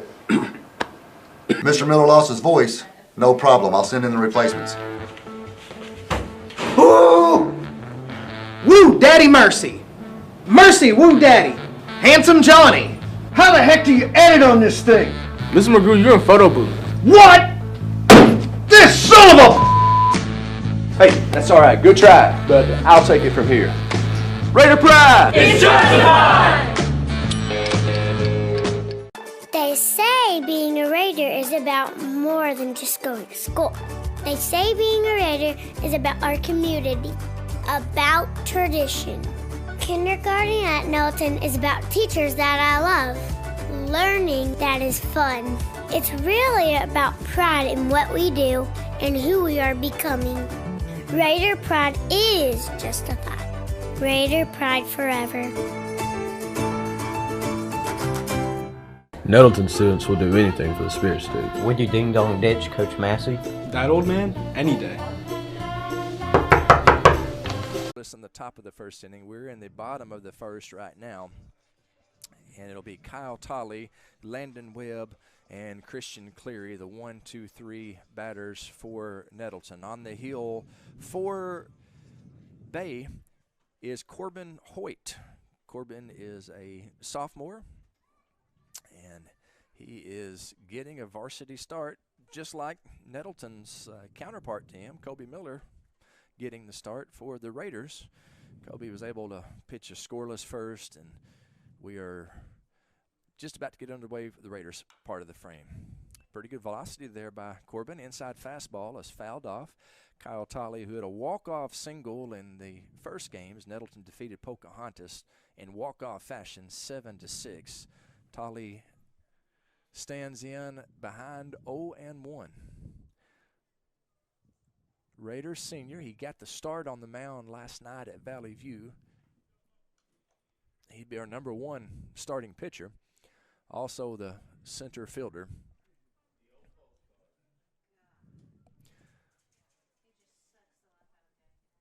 Here's Here's the 0-1. Swing and fouled right back here at us. If not for that net, that would hit Director Allie Groves right in the face. We appreciate Allie. Allie Groves is taking a Saturday where she could be chilling out at home, and she's coming up here directing this ball game. Here's the 0-2 to Kyle Tolley. Curveball and a dandy. Struck him out. Gets away from the catcher. Let's see if he can convert the strikeout. He does. So that will be a backwards K 2-3 is how we score that. And that was a good-looking curveball there by the sophomore right-hander. That threw me off a little bit, too. I didn't even think that was going to be a strike. But, hey, that was a great pitch. Yep. That's all I can say about that. Great pitch. So good job by Corbin Hoyt. And we are Landon Webb steps up to the plate, the Raiders shortstop. First pitch is a base hit past a diving shortstop, and Landon Webb is on first base with one out. Good stroke there by Landon Webb. Yeah, he just, I mean, rarely do you just take the first pitch, and he saw it, and I was like, okay, thank you, and he just took it. I got no problem with swinging on the first pitch. Sometimes that's the best pitch you're going to get to hit in the whole at-bat. And he took it. Yep. He saw it and was like, I like that. I hear, some baseball people say, oh, you don't swing at the first pitch. Make the pitcher work. Well, if you're going up with the mentality of hit the dang ball, a lot of times that's your best pitch to hit. Landon Webb with a heck of a line drive single. And that curveball just missed. Christian Cleary, this sophomore from Bay, he's showing a pretty sharp curveball. Yeah. And believe me when I say that's a tough pitch. Very impressive. A lot of his pitches are very impressive. Yeah, pretty good velocity on that fastball, too. 2-0 the count. Landon Webb got good speed. He's not quite as fast as his father was. Brian Webb was very fast, but here's 2-0. Let's see if Landon is stealing. And he had a good-sized lead. Hoyt looks him back. He dives back safely. That'll give Susan Webb something to do tonight. Get those pants clean. Here's the 2-0. Christian Cleary hacking off of the umpire's face mask. The umpire spits out his front tooth and gets back behind the plate. And what's going on right here is the catcher, he might have something to say to Corbin, but really what he's doing, he's giving the umpire a second to collect himself. That's very nice of him. Yeah, the guys that get behind the plate, that happens to you a lot. You get foul tips. You'll notice if the catcher catches one, a lot of times the umpire will dust the plate off. He'll give you just a minute to kind of collect yourself because it hurts like the devil. What happened right there? That hurts. And the umpire, he's ready. So here's the 2-0. Swinging a pop fly out of play. Appreciate our umpires. I want to say that right now. Definitely. Throughout the course of the game, I might disagree with the call, and sometimes I open up my mouth and say too much, and I want to apologize for that right off the bat. That's a tough job, and we couldn't play this game. These young men couldn't play this great game if not for those guys. 2-1. Runner going. Ball outside, and Landon Webb's got a stolen base. And that was effortless a little bit. Landon was practically there before the catcher saw him. So yeah, good base running by Landon. He got a heck of a jump, and he stole that one on the pitcher. Catcher didn't have a chance, even if it had been a good pitch. Here's the payoff pitch. Ball low, and it gets away from the catcher, and so there's going to be runners at the corners as Landon Webb scoots down to third on the what I would call a wild pitch. Christian Cleary at first base, and that means runners are at the corners for Belk. One out in the game. This is definitely a good position for the Raiders, maybe a sacrifice or something. This is good for the Raiders. You can bet they'll do something with that runner on first to get him down to second, maybe just a straight steal. They may do a little play where while the pitcher's in a set position, the runner takes off early, forcing the pitcher to make a decision what to do. What do you do with that runner at first? You got to watch that runner at third. Runner going, ball in the dirt, not far enough away for Webb to score. So Christian Cleary scoots down to second base. I don't know if that should be scored a wild pitch. I'm giving Christian Cleary a stolen base just because I like Christian. Hey. And I want to pad his stats a little bit. I think Cornelius Cleary down there would appreciate that. Here's the 1-0 to Nathan Belk, and it is a high strike. 1-1 now the count to the Raider cleanup man, Nathan Belk. Nathan stands in. Here's the 1-1, swing and a miss. He's behind in the count 1-2, and I'd be watching for that curveball right here. Yes, definitely. That's took out Kaltali in the first at bat. So here it is. It's a fastball. Nice rip by Nathan Belk. Deep center field. It's over the center fielder's head. One run is in. Here comes Christian Cleary. He's going to score on a 2-run double by Nathan Belk, and man, he flat popped that one. Yeah, it got behind center fielder, and that was he got a lot on that ball. Raiders up 2-0 on a 2 RBI double. Yeah, it was he smoked that one. It burned the center fielder and landed about 365 feet away from the plate. And I mean, I was expecting, a sac fly or something, but he was like, "No, I like that pitch. I'm just gonna get on base with it." So, and that brings up Seth Bishop, who had 3 hits in the first game. He's at the plate right now with a runner on second, and that's Nathan Belk, who just cleared the bases with a 2-run double. So have yourself a day, Nathan Belk. Clutch RBI single in the 7th inning of the first game. 5 strong innings on the heel, and he's got 2 RBIs already in this one. Fastball is up high. Seth Bishop, who is seeing the ball very well today, ahead in the count 2-0. Seth had 3 singles in the first game, was the winning pitcher in the first game. Hey, it's hard to beat that, man. Yeah, he had a great game. Had a great game. He was crucial to the Raiders' victory. He could help the Raiders in this one right now. He takes strike 1. For a pitcher that's struggling a little bit out there in the first inning, it's not a bad idea if you're up 2-0 to take one, especially if you can handle the bat like Bishop can. So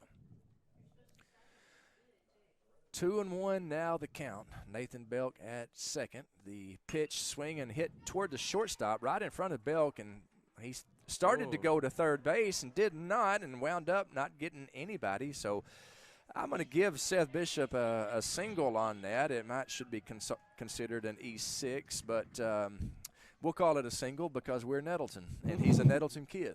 So we're going to give that a hit.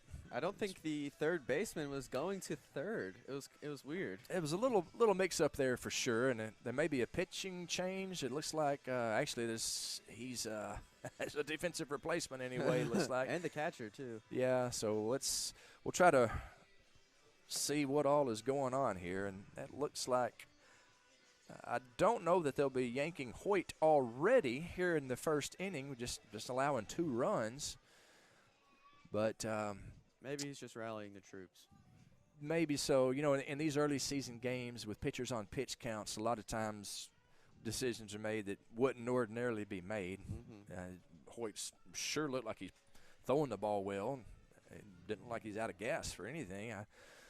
But we're going to have some changes. I believe the shortstop, Easton Fletcher, he may be putting on the catcher's gear perhaps. The catcher may be going to pitcher. We'll try to get it all sorted out. This is definitely something is happening. So the catcher is now out of the pads and is going to the mound. All right, so I guess that's Arender. Let's see, we get his number 7. Yeah, Arender is going to pitch. The shortstop is coming to catch, I believe. And the reason I say that is because most of the time you don't take your shortstop out. He's your best defender usually. You don't take him out in the middle of an inning. Yeah. And so that's what they're doing. I bet you Hoyt's going to be going to shortstop. This is definitely I've never seen this before. This is That's a great thing about baseball. Every time you watch a game, you'll see something that you never have seen before. Yeah, let's see. That's Hoyt there is number 10. He's walking back out to the mound. And a lot of these names, Cameron, I recognize from their days at Joe Matt Campbell Park. Whenever Cobe Dirty was younger, I did a little coaching out there. And Patrick Thurl, he's one of the players on Bay, just an outstanding young man. He's on the Bay's team. I saw him and in the dugout. And he came up and he called me Mr. Miller, I believe. Hey, Mr. Miller, and he always called me Coach before. And it took just a couple of minutes for me to realize that's Landon Thurl. That's Patrick's son. He had grown so much since I seen him. You know, good to see Landon. Just a great kid, and that's that is Easton Fletcher who's going to be catching, and Chance Arender is going to be pitching, and it looks like Hoyt is going to second base, and I believe that's Reed Crocker at short. So, yeah, they're moving everyone around for Bay. Yeah, so for those of you keeping score at home, good luck.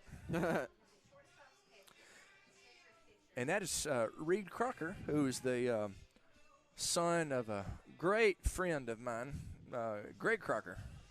Used to go to church with Greg, and he works for UPS. Great guy, and I know he's proud of his son. His son is just a freshman, and there he's out there on the varsity level playing shortstop. So shout out to Reed Crocker. His sister is Lily Grace Crocker, who is a Nettleton Raider. I believe she was the maid of honor at the homecoming court in basketball.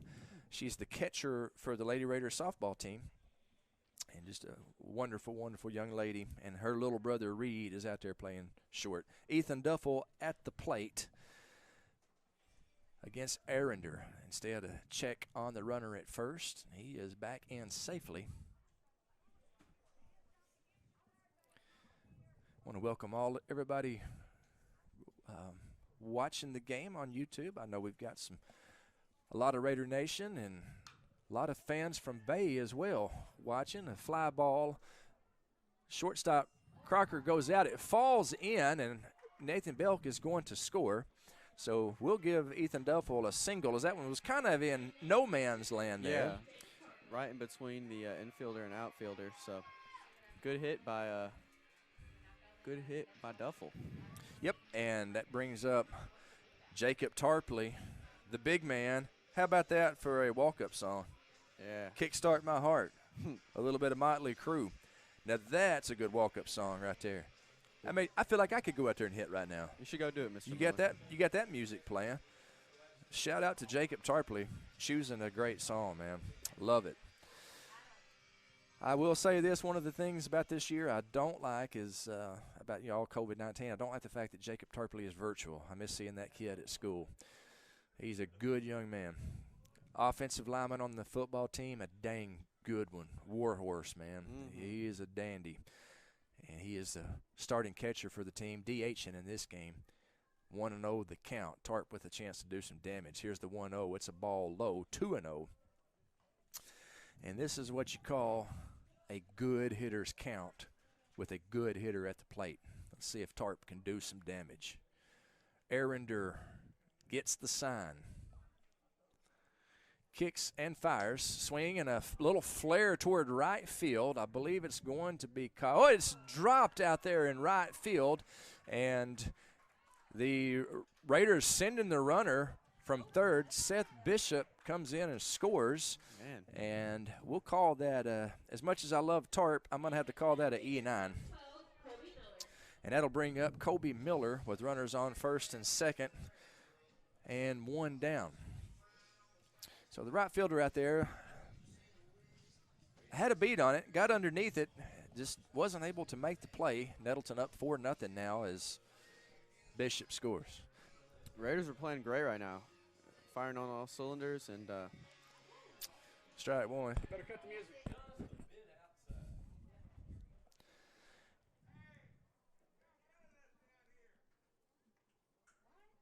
Here's the 0-1 to Cole Dirty. Swing and a flare towards shortstop. Reed Crocker there makes a nice play. Good play by Reed Crocker, and he retires the dirtbag. And that brings up Zach Bishop. As Kobe hit a little soft liner there to short, and nice play over there by Reed Crocker, the freshman making some plays for the Yellow Jackets. Yeah, I wish Kobe got a hit, but that was a good play, I will admit. Bishop sends one out to right field, and This time the right fielder able to make the play. That's the third out of the inning. Nettleton sends 9 to the plate in the inning. They score 4. We've played 1. Going to the second inning, your score, Nettleton 4, Bay 0. You're watching Raider Baseball on NTV.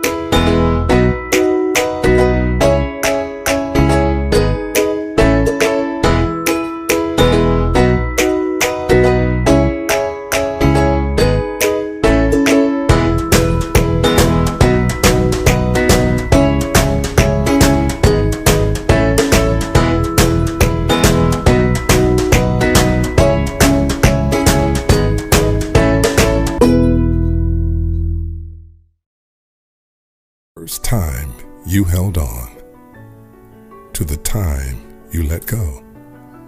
Life is a series of unforgettable firsts, the ones that are planned and the ones that take you by surprise. We celebrate and support these firsts as we travel this journey with you, because firsts are what life is all about. First Community Bank, where community comes first.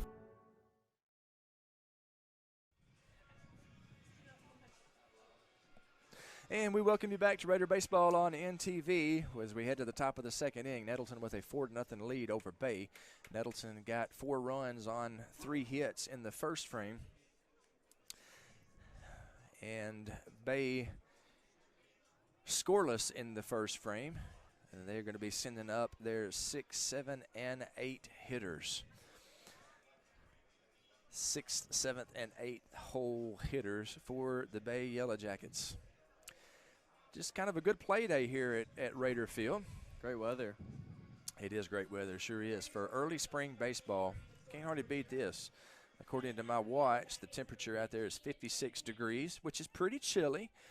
But last night we were playing in lower 40s, and it was at Valley View. It was a cold night. You're thankful for days like this and early nice in spring. And sunny. And, you know, it's just a great day to play baseball. Good crowd here. I think everybody's ready to get out and get some sun, watch some high school baseball. Kobe's first pitch to Zayden Hampton, the third baseman, is a ball. Gets past Willie Gibson. Here's the 1-0 from Kobe Miller. Swinging a ground ball to short. Gathered by Webb, fired across, and he is out at first. Nice play by Landon Webb. Zayden Hampton hustling down the line, made it close. That was a close one. But Landon got it there. He got it there, and it was kind of a softly hit grounder. Landon charged it just enough to be able to have time to get him out. That brings up Elijah Riga. His father is a friend of mine, Brian Riga. Anybody that plays softball in these parts, they know the name of Brian Riga. He's been an outstanding softball player for many years around here. Loves the sport, and good dad to Elijah. And I'm sure Brian is somewhere down there watching with pride as his son, the starting left fielder for the Yellow Jackets, stands in. With a 1-0 count, swinging a little nubber foul. Nathan Belk picks it up, wipes it off, throws a ground ball to Kobe. Just give him a little ground ball drill real quick. Nathan making him work for it. Here's the 1-1 to Elijah Riga. Ball in the dirt, 2-1 to count. Will Gibson, you can bet, is thinking, Kobe, let's bring that one up. You're killing me back here. I say that as an old catcher. Here's the 2-1. Ball high. Kobe behind in the count, 3-1. That one was just a little too high. Maybe, you know, we got the too short, too tall. Now let's get it right, just right. The old three-bear strategy. Yes. Here's the 3-1. Ball outside, and that is a one-out walk to Elijah Riga. Good at-bat there by Riga. Good eye by the young man. And that brings up first baseman Dylan Yancey.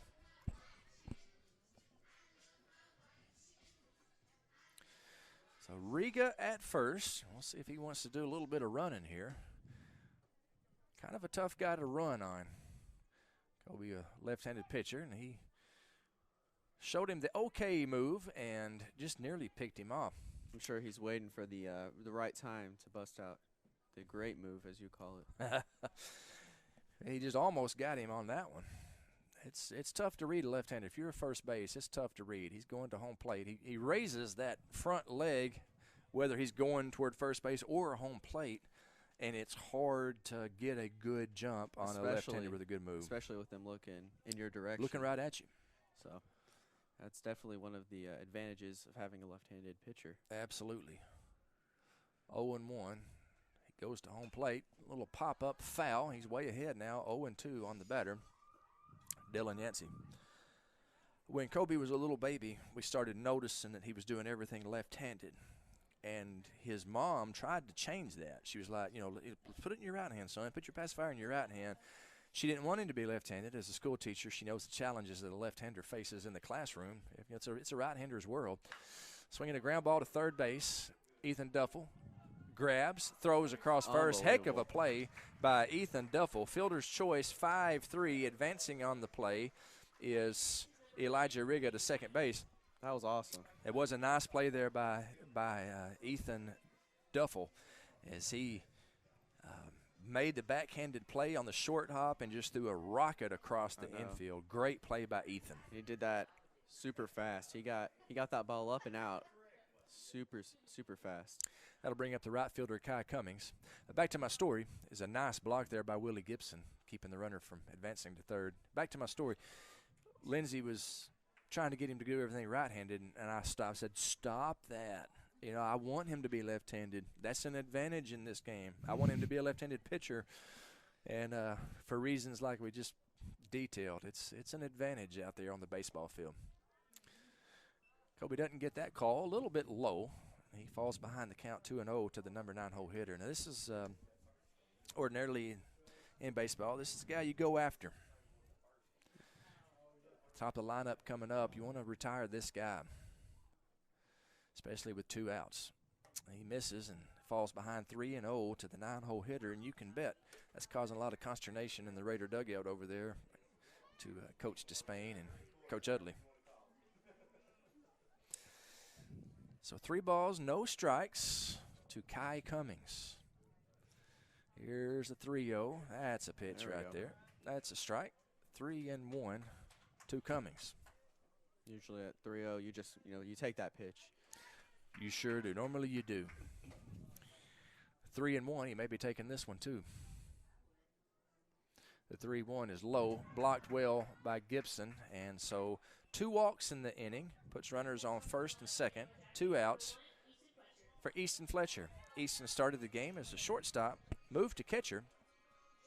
He struck out looking in his first at-bat, and he is up at the plate with 2 on and 2 out.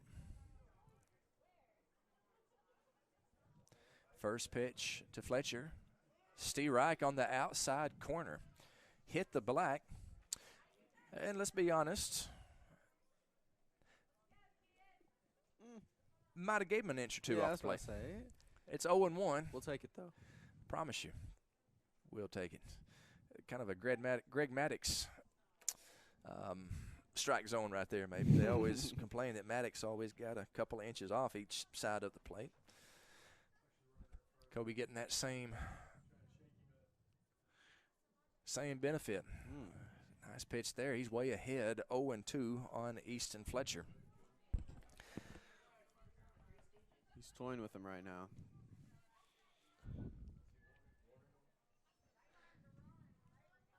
Runner on first base, quite active over there. Trying to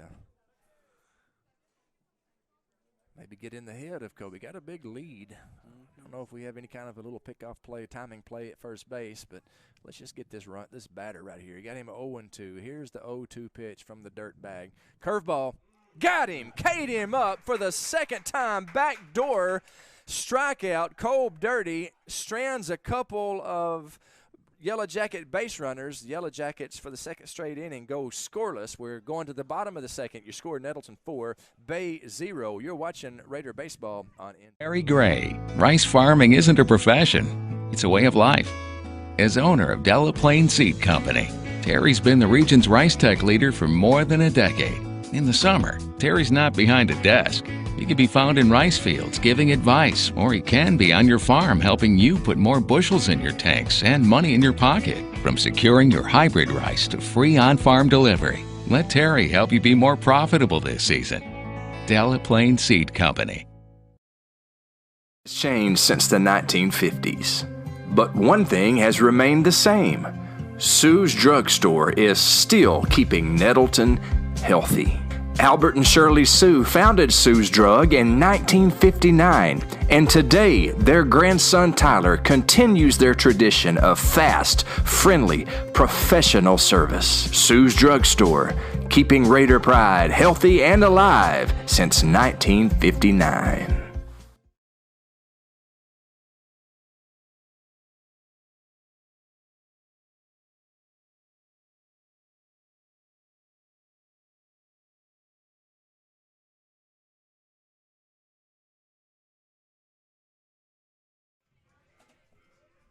And we welcome you back to Raider Baseball on NTV. Hey, a shout out to Reese Dunlap, former Raider, who's watching and made a comment saying it's definitely fun being a left-handed pitcher. He's a guy that would know Reese Dunlap was a dandy here for us at Nettleton. Graduated in the great class of 2019, maybe the second best class, maybe the best class since 1989. And Reese is currently pitching at Williams Baptist. A couple other Raiders there, Seth Gage, Jaron Brantley, and Reese he was an NTV worker. Reese he would call play-by-play in color. I think he may have directed some broadcasts, but just about every football game and a whole lot of basketball games, Reese was working in the NTV booth. So you can bet a guy like Reese Dunlap will get a shout-out anytime I get a chance at NTV. Proud of you, Reese. Glad that you're watching the game today, bro. Reese Dunlap supporting his alma mater. Love it. Want to say a shout out to Lindsay Miller running camera up there, the wife of the TMC. What a lucky lady. Oh, yeah. What a lucky lady she is. All right, Kyle Tolley leads off the bottom of the second. Oh, my. And Arender throws one just behind his head. Kyle Tolley says, hey, man, I don't appreciate that.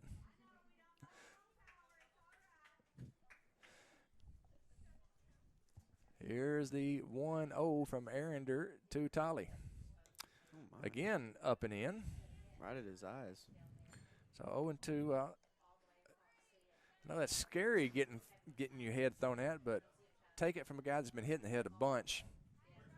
It really doesn't hurt when you got a helmet on. And it doesn't do anything either. It doesn't. Those are good helmets that they got, and no harder than they're throwing out there. That's a place to get hit. You get hit in the ribs, oh, that's bad.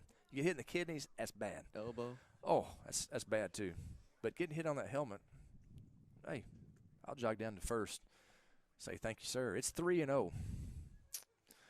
And he walks Kyle Tolley on 4 pitches, and so the Yellow Jacket – Kyle Tolley, he rounds first and very alertly goes to second. That was a heads-up play by Kyle Tolley. He saw that the catcher was taking a little second to get to the ball. Yep. Kyle's like, don't mind if I do. Yep, he kind of took advantage. It's a new catcher, and can you read his number? Does that say 21? I believe that is 21. I don't have a 21 down here, so our apologies to the Bay fans. We'll try to find out who that is, who that catcher is. But we don't have that number, don't have that right now. So back to the game, it brings up Landon Webb. Webb up with a runner on second and nobody down here in the bottom of the second inning. The Raiders up 4-0 over the Bay Yellow Jackets. Arender looks at the runner, fires to Webb, swing and a pop fly out of play back toward Raider Jim.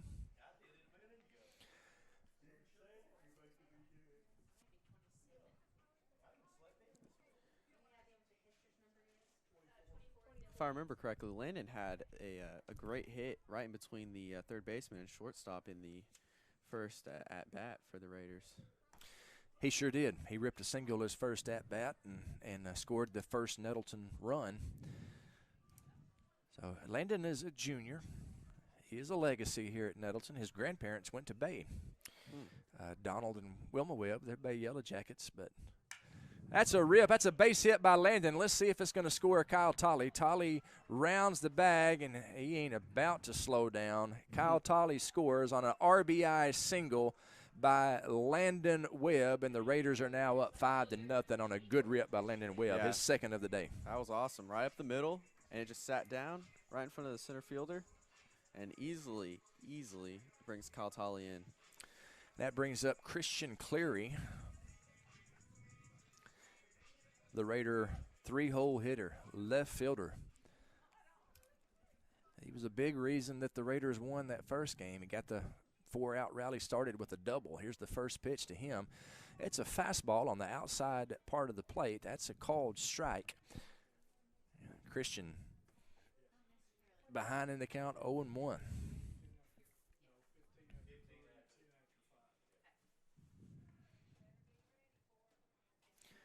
Check on Landon Webb over there. He's back in plenty of time.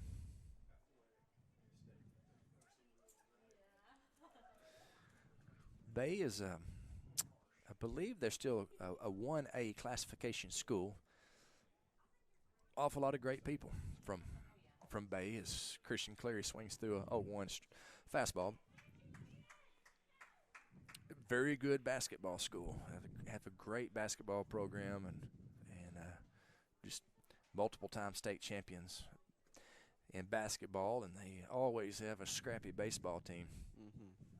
Here's the 0-2 from Arender, swinging a little flare to right field, and it burns the right fielder. Landon Webb rounds second. Landon Webb, he's getting the green light around third. We're going to have ourselves a play at the plate, and the throw is up the line. Landon Webb scores on a RBI double.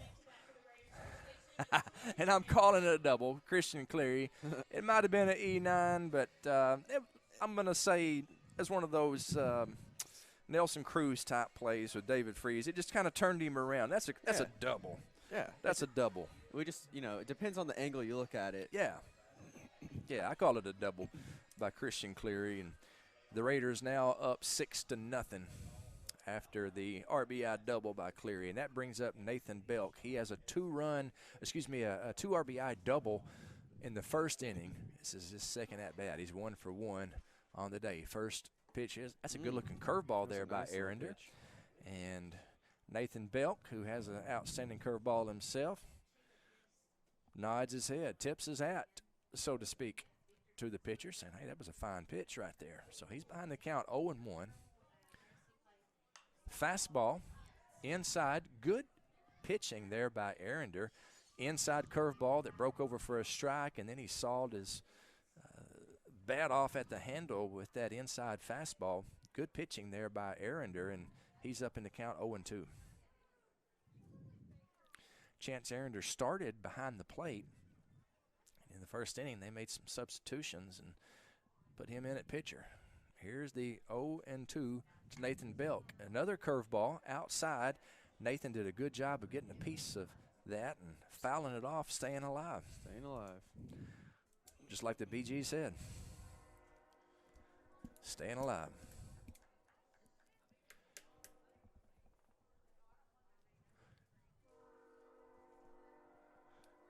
Here's the 0-2 fastball, fouled off. So Nathan Belk battling up there. Nice little back and forth between Nathan and the pitcher. He is the Nettleton cleanup man, and he has done his job very nicely on this day. Raiders up 6-0, and that's a pickoff play. It's in center field. Christian Cleary alertly gets up and runs to third base. So we'll call that a E1.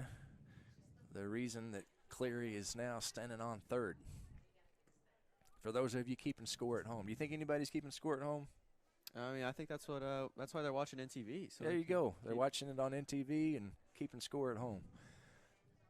Do you believe that there are people who watch baseball games and keep score at home? Do you believe that? Here's the 0-2 pitch. Nathan Belk swinging a ground ball up the middle. That's another hit for Nathan Belk. And Cleary scores, making it 7-0, and Nathan Belk just keeps on hitting. That's 3 RBIs in this game for Belk. Gives Nettleton a 7-0 lead. If we were playing ping pong right now, it'd be game over. Skunk. Yeah, I definitely, when you were talking about, I do think people probably take score at home. Yeah, they do, and I'm one of those people. Watch tape. And we're getting a defensive substitution there. A new first baseman is going in. Not exactly sure what is happening there, but it looks like that's number 12. Will Ashlock is going over to first base, and the catcher, Easton Fletcher, is now at second base. So a lot to keep up with here. Runner on first, nobody down, and Seth Bishop up at the plate. Seth's got 4 hits on the day. Curveball gets away from the catcher. That'll be a wild pitch. And Belk goes down to second base on the errant throw. Yeah, Seth Bishop had 3 hits in the first game and was the winning pitcher, and here he is in the second game, already with 1 hit to his credit. A chance to make it an 8-0 lead if he can get a single right here. Here's the 1-0 to Bishop. Swinging a pop foul, out of play. I would say a souvenir for one of the many fans here in Raider Nation, but that's not true. Unlike Major League Baseball, you don't get to keep a foul ball. Yeah. We're under a budget here. Athletic Director Brian Carter would say, get that ball back in play. You know, baseballs are expensive. Here's the 1-1 to Mega Seth. Fastball just outside. Seth's mom giving him some instruction. some what for? She said, hey, that was a pretty good pitch to hit right there. Swing at that one. Here's the 2-1 to Mega Seth. Ooh. That's a strike on the outside corner. 2 balls, 2 strikes. Raiders are a relatively young team. Bishop, a sophomore. His brother, Zach Bishop, starting in right field, a freshman. Kobe Miller, the pitcher, a sophomore, starting pitcher today. Landon Webb, a junior. Tolley and Cleary, both seniors. Ethan Duffel is off. And boy, that's a good-looking curveball right there by Arender, and it freezes Seth Bishop. And that will be the first out of the inning, and it will bring up Ethan Duffel. Had an RBI single in the first. He's 1 for 1 in this game. Yeah, Ethan Duffel's great. Like you were talking about, a sophomore who plays, beyond his years. He's great playing at a varsity level right now. Well, he's doing a good job defensively down there at the hot corner. And he swings the bat well. I like Ethan's approach at the plate. He pops that one up in foul territory, the first baseman giving chase, and it looked like it just almost hit Will Gibson over there. If it would have hit Will Gibson, there's a good chance it might have knocked some sense into his head. That might could have happened. It did not hit Will Gibson, though, and everything is fine. Speaking of Will Gibson's head, he does have a pretty sharp mullet. A sweet-looking mullet. Which I had a pretty sweet mullet until this past week. My wife made me get it cut. Here's the 0-1 to Ethan Duffel. He fouls that one back, and it's now 0-2.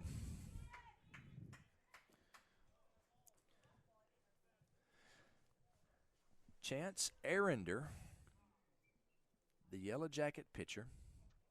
He is a senior. Started behind the plate, pitching now. Both ends of the battery.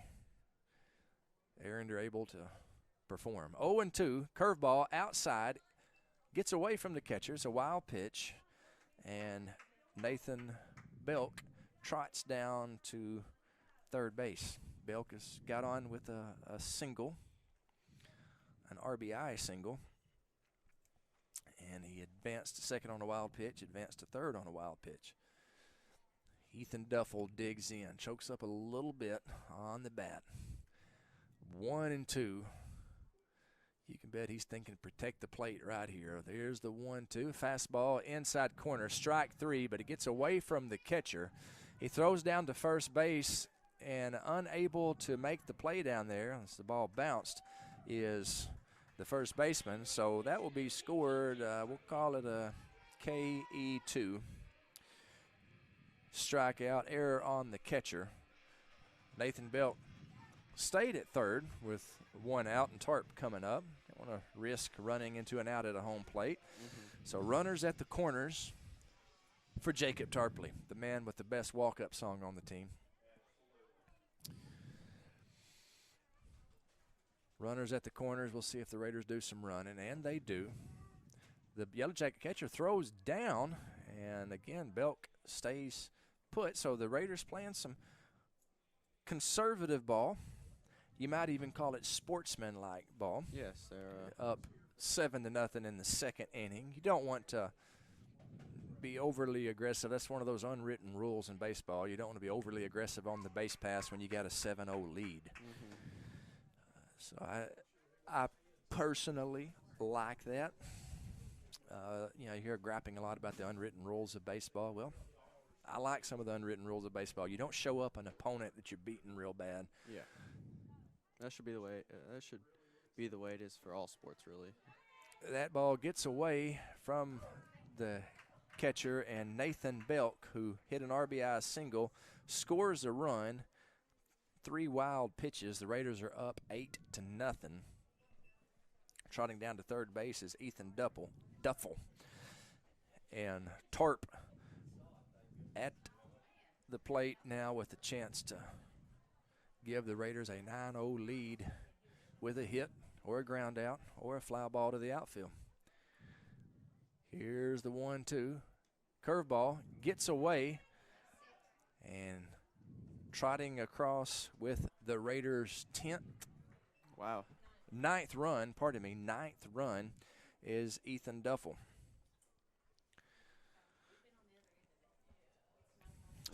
We're playing great right now, the Raiders. Raiders definitely taking advantage of what their opponent's given them, for sure. And Ethan Duffel read that as well as a person could read it and realized it was by the catcher, and he trotted home. Now, this is the second game that Bay has played today. A lot of times in games like this, especially, I don't know what their schedule looks like, but they very well may start conference Monday. You know, they're not, they're just trying to get through this. Just get through a game like this. Tarp takes a walk, and that'll bring Cobe Dirty up to the plate for the second time today in this game. Kobe lined out to shortstop. First at bat, Reed Crocker made a fine play to rob him of a hit. And he stands in with a runner on first, Jacob Tarpley, 1 down. He beats it into the dirt again to Crocker, and the fielder's choice, nice job over there by the third baseman. Fielder's choice 5-4 is how we're going to score that. Kobe just beat the ball into the dirt there, put the ball in play, but a fine play over there by the third baseman. That was Zayden Hampton at the start of the game, and I'm assuming that's still Zayden over there. But Zayden made a very good play. He ranged over into the shortstop area and made a great play, getting the second out of the inning, and that brings up Zach Bishop. Kobe on first, and he'll stay there with a 9-0 lead. Don't believe that the Raiders are going to elect to try to steal a base. Ransom Rand is at the plate. I think he's subbed in for somebody. I do not know. Okay, who. good call there. See, that's why I need you here to help me out. That's Ransom Rand, who is batting for Bishop. Raider senior Ransom Rand, the man who jumped into Raider River for the Raider Pride Spirit Stick. That's how much Raider Pride he's got. He's even in the count 1-1. Nice snare there by the Yellow Jacket catcher. That prevented Cobe Dirty from running down to second base, getting in scoring position. Here's the 2-1 to Ransom Rand.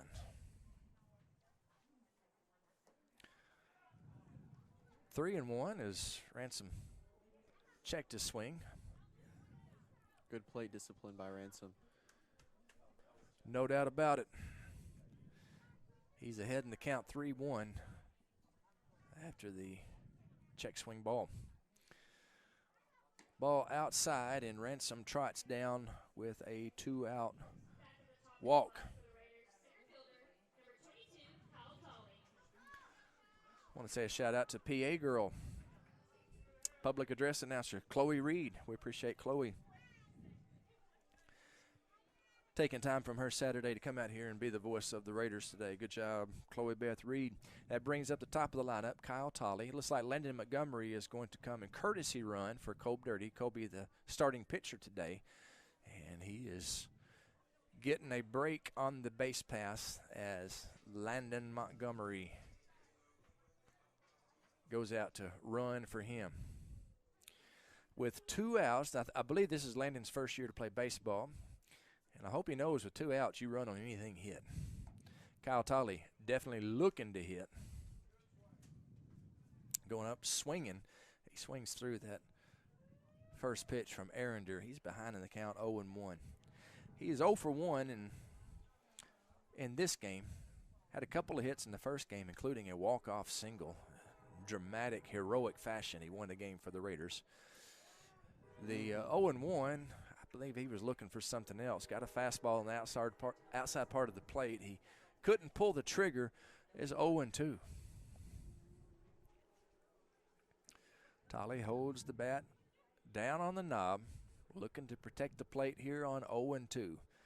Curveball, swing and a miss. He struck him out, and that will be it for the Raiders here in the second. But they do get 5 runs. We've played 2 innings. The Raiders lead the Yellow Jackets 9-0. After this 60-second break, we'll be back with more Raider baseball. 3 things we Nettleton Raiders love. We love our school, we love America, and we love getting our trucks fixed up at Russell's Truck Accessories. Russell's Truck Accessories is the greatest place on earth to make your truck look sharp. If Russell's were a bird, they'd be a bald eagle. If they were a nation, they would be the United States of America, the greatest nation on God's green earth, thanks in part to Russell's Truck Accessories!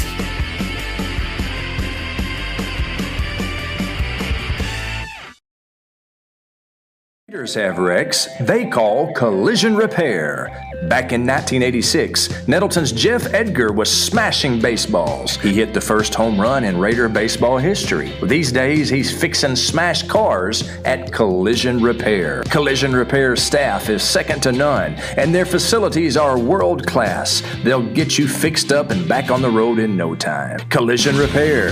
It's where the Raiders go when the Raiders have wrecks. And we're booking back to Raider baseball on NTV, where we're going into the third inning. Nettleton with a 9-0 lead. It's 9-6-0 for the Raiders. No runs on 1 hit for the Yellow Jackets. Kobe Miller starting his 3rd inning, and he will be facing the 2, 3, and 4 hitters for Bay. It'll be Hunter Turner, Corbin Hoyt, and Chance Arender. And we do believe we're saying his name right now, Arender. I believe it is Arender. I'm looking forward to see Colby in this inning. You know, first 2 innings, completely shut out. Well, one thing about it though, it's an advantage to the hitter the more times they can see a pitcher. And so everybody that he's going to be facing today has already seen him one time, and they've seen, you know, several of his pitches. So it gets to the point in the game now where, you know, you got to pitch a little bit. Yeah. And we'll see how Kobe does. There's the first pitch of the 3rd inning. And we've got some kind of a malfunction in the netting. Coach Despain is down there with a zip tie, and he is trying to fix the netting. I guess the netting may have broken. And that could be quite dangerous to the fans down there on the front row. Oh yeah, this is safety is the priority. So good call by Coach Despain. Looks like they got it fixed, and we're ready to get back in action. Shadows creeping across Raider Field. You can see there on your screen. And that's an advantage to the pitcher right there. Kobe, the ball comes out of his hand in sunlight, and then it enters into a dark shadow, and makes it a little harder to track. It's a windy day out here. It's pretty chilly at this point, 56 degrees, and wind blowing across the field to the right. He misses high with his first delivery. Jacob to Hunter Turner. Turner grounded out to the third baseman. A nice play by Ethan Duffel in his first at-bat. Fastball outside corner, swung and missed by Turner. We're even in the count, 1-1. Good to see Old Glory popping in the wind beyond the center field fence. Here's the 1-1 fastball. And the umpire says it beamed him. He didn't react like it beamed him, but hey. Might be tough, I guess. Yeah, tough kid. And that is number 12, Will Ashlock, batting.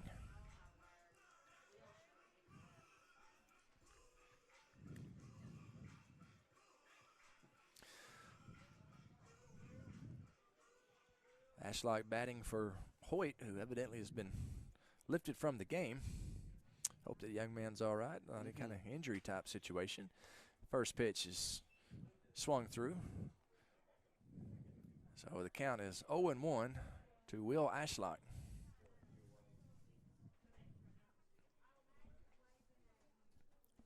Oh and 1 the count.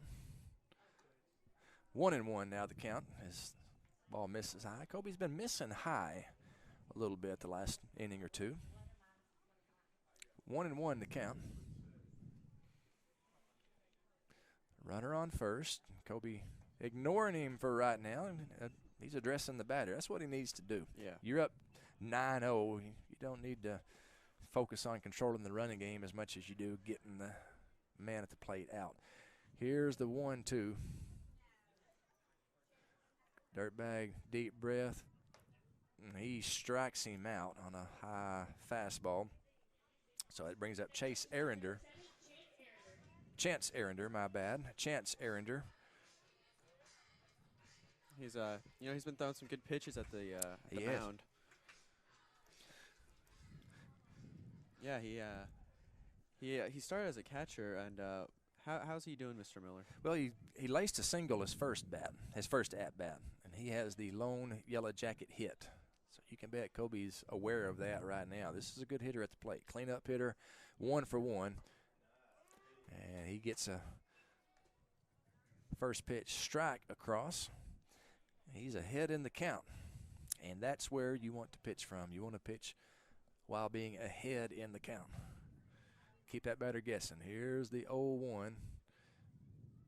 Fastball outside. Looked like a pretty decent pitch.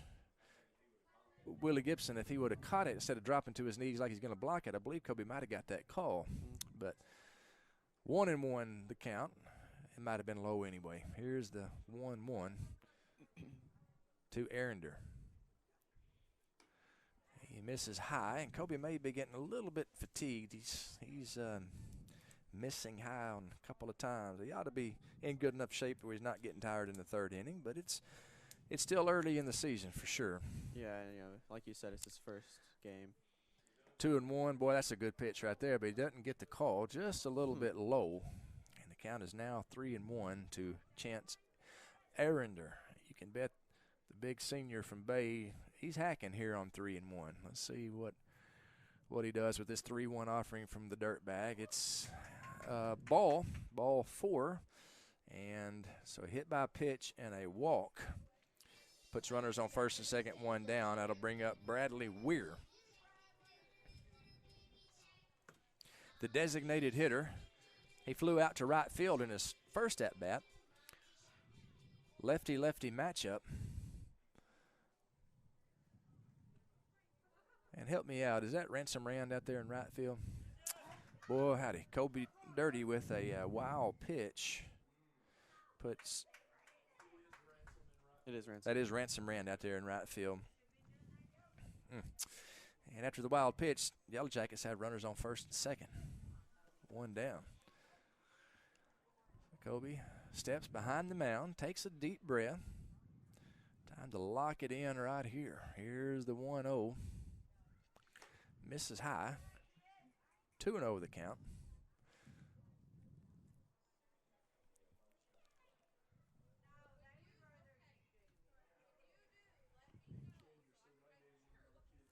Here's the 2-0. There's a strike right there as Weir swings through a 2-0 fastball. 2-1 now the count. I would say that we're probably going to get a fastball right here on 2-1, but let's see. Yeah, look like a fastball in the dirt. Nicely blocked there by Will Gibson. That's the kind of player that Kobe needs to congratulate Will afterwards or thank Will afterwards. Will decides he wants to go out and have a talk with Kobe. Probably a good time to do that as the Raiders sophomore struggling a little bit here in this frame. And Will Gibson, those two guys were teammates out at Joe Mack Campbell on a couple of different teams. Both of them coached by the TMC. One of them coached by the TMC and Coach Stephen Hampton. Hey. How about that? So a good connection between pitcher and catcher. They have been playing together for a long time, for sure. So Will Gibson goes and has a little talk with him, and that's good leadership there by the Raider catcher, Willie Gibson. And let's see if his talk had a good effect on the dirtbag. Here's the 3-1. That's a strike, and it's a ground ball to the second baseman. We'll gladly trade a run for an out at this point. 4-3, a RBI ground out by Bradley Weir. And Turner scores, but hey, like we said, up 9-0, we'll trade a run for an out all day long. Good play over there by Seth Bishop. That'll bring up Zayden Hampton, the third baseman. He's 0 for 1 on the day with a ground out to the shortstop. Runner on third, 2 down.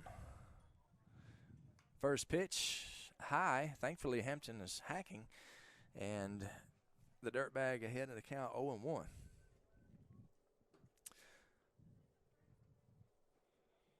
From the stretch, Cope Dirty gets a sign. Here's the 0-1 to Hampton. Fastball in the dirt. Good block there by Will Gibson. That saved a run right there. It really did. He was biting. He was leading off pretty far. He looked like he was about to take off. And if that ball would have got behind Will, that'd be 9-2 right now. So catchers don't get enough credit for that play right there. Good job, Will Gibson. Here's the 1-1 from Cope Dirty. Right back at the dirtbag. He fields it. He throws. He records the out. So the Yellow Jackets get 1 in the inning. We have played 2.5 now. Going to the bottom of the third. Your score, Nettleton 9, Bay 1. You're watching Raider Baseball on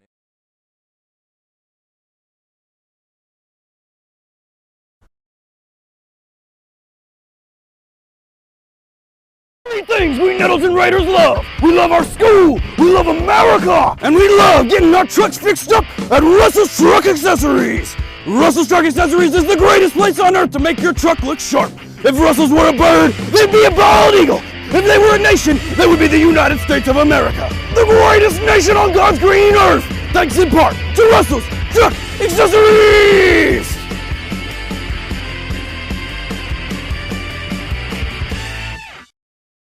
Raiders have wrecks they call collision repair. Back in 1986, Nettleton's Jeff Edgar was smashing baseballs. He hit the first home run in Raider baseball history. These days, he's fixing smashed cars at Collision Repair. Collision Repair staff is second to none, and their facilities are world class. They'll get you fixed up and back on the road in no time. Collision Repair. It's where the Raiders go when the Raiders have wrecks.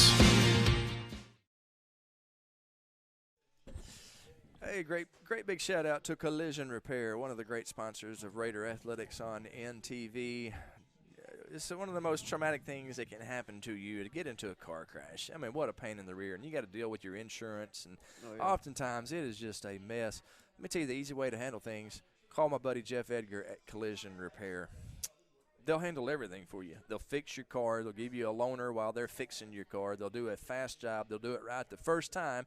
And the best part, they handle all of the work with the insurance company, which is a hassle to deal with. But, man, they're pros at doing it.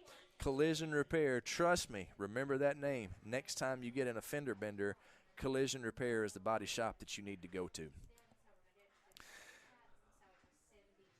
That's Will Jensen leading off for the Raiders.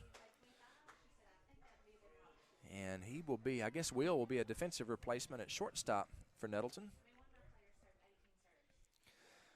Here's the first pitch to Willie Jensen. It's a fastball inside, and it's a ball. Will, one of the great young men on this team. He's just an outstanding young man. I got him in my third period class. You've probably gone to school with Will for quite a while now, Cameron. Oh, yeah. Will's my best friend. He's a good guy. Great dude. Just very respectful young man, hard-working.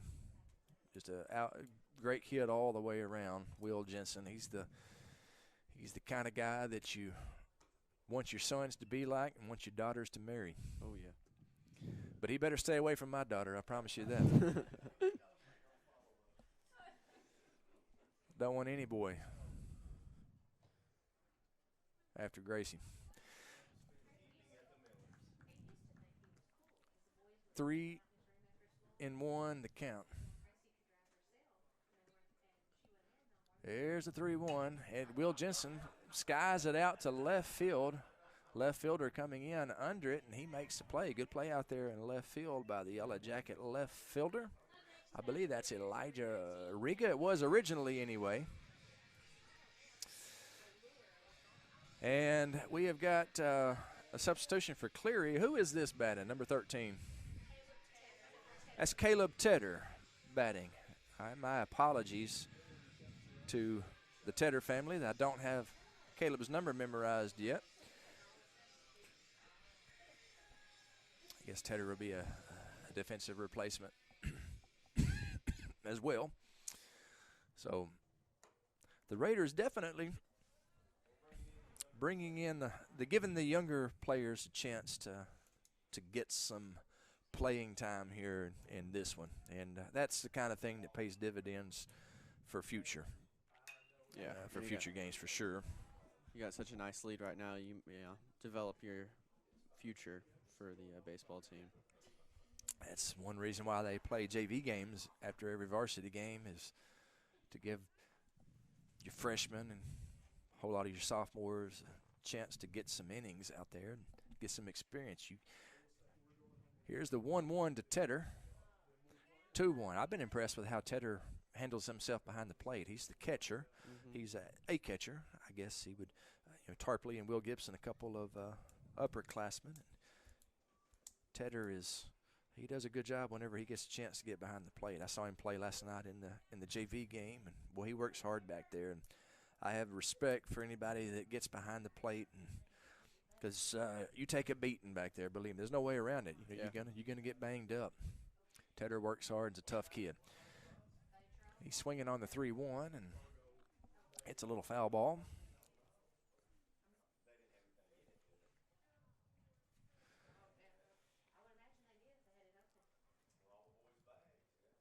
And I believe Tedder is a freshman. So Caleb Tedder, one of the freshmen on the team, fouls that one back, and now it'll be 3-2.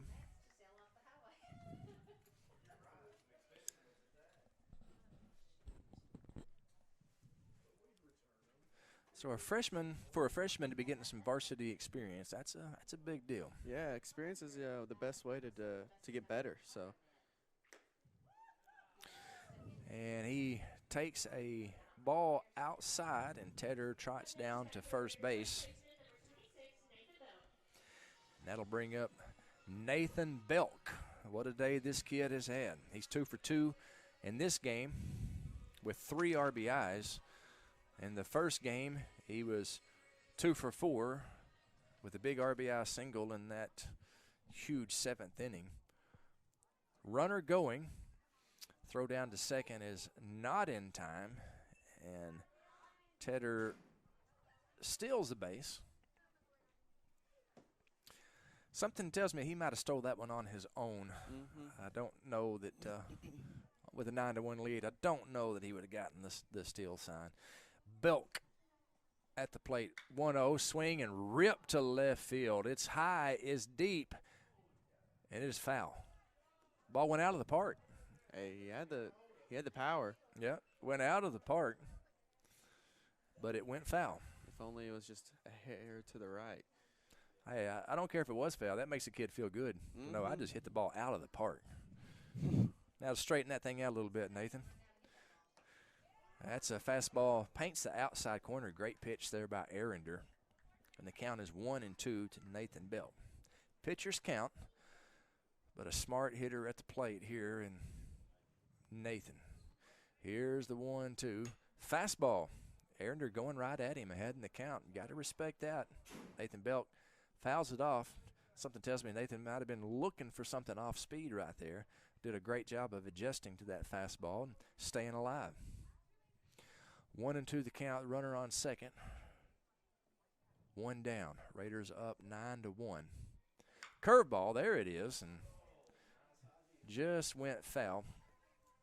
Pulled it foul. And the curveball, I don't care if you know it's coming, you expect it coming. That's a hard pitch to hit. Yeah. Nathan, who's been ahead of this entire at-bat, he's been out front.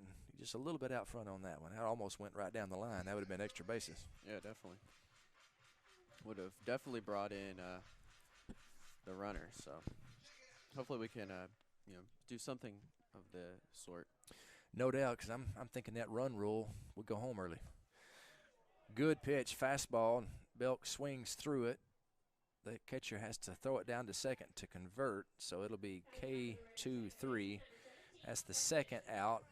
Tedder advances to third on the throw. That'll bring up Seth Bishop. He is 1 for 2 on the game with a single. Struck out looking in his last at bat. But he has an opportunity to plate a run here with a base hit. In the bullpen is the big left-hander Wynn Robinson. Seth Bishop fouls the first offering back. Wynn Robinson warming up in the Raider bullpen. Wynn is a junior, and he is a big young man. Yeah. Defensive lineman on the football team. You look at him, he looks like an SEC defensive lineman. Definitely. I guess he's probably about 6'5". He's over 3 spins. I don't know exactly what he weighs, but he's got the size for a D1 defensive lineman. And he cuts an imposing figure on the mound. Throws a good velocity, throws from the left side. It looks like we might be getting a look at Wynn Robinson on the hill here momentarily. Bishop at the plate right now, 1-1 the count. That's a fastball right down central, and it's 1-2. Do appreciate the way this young man, Chance Arender, has competed out there. Bay, obviously, they're playing a lot of young guys behind him, and he's a senior on the mound, and that's the way he has battled. And even right there, that's a great pitch. On 1-2. That's a curveball that started on the inside part of the plate, broke outside. Thankfully, Seth Bishop picked it up, but that's a smart pitch, a good pitch right there. That would have struck out an awful lot of high school hitters. Chance Arender, he's providing good senior leadership today by the way he's battling out there. Here's the 2-2. Fastball hit to the right side. First baseman stays with it and makes the play. So it'll be scored 3-1 as a good second effort over there by the first baseman for the Yellow Jackets. So the Raiders, they go quietly in the third inning. We've played 3. Your score, Nettleton 9, Bay 1. You're watching Raider baseball on it. It's changed since the 1950s. But one thing has remained the same.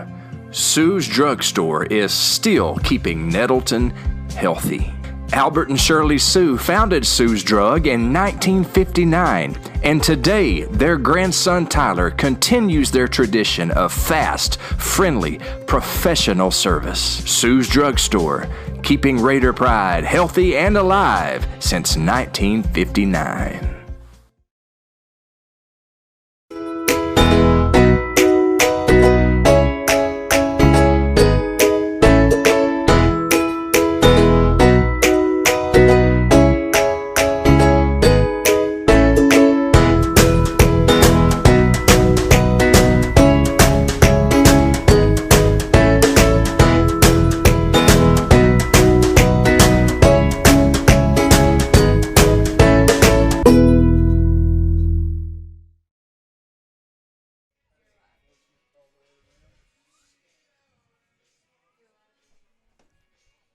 We welcome you back to Raider Field. Shout out to my director, Allie Groves, who's trying to keep me on task. She told me 2 or 3 times, Mr. Miller, you're live. Mr. Miller, you're live. Thankfully, I didn't say anything stupid. Did I? Well, I didn't realize. Did I say anything stupid? You might have. I very well may have. All right. On behalf of Nettleton Public Schools, I wish to apologize to all those I just offended for whatever I said when I didn't realize my mic was hot.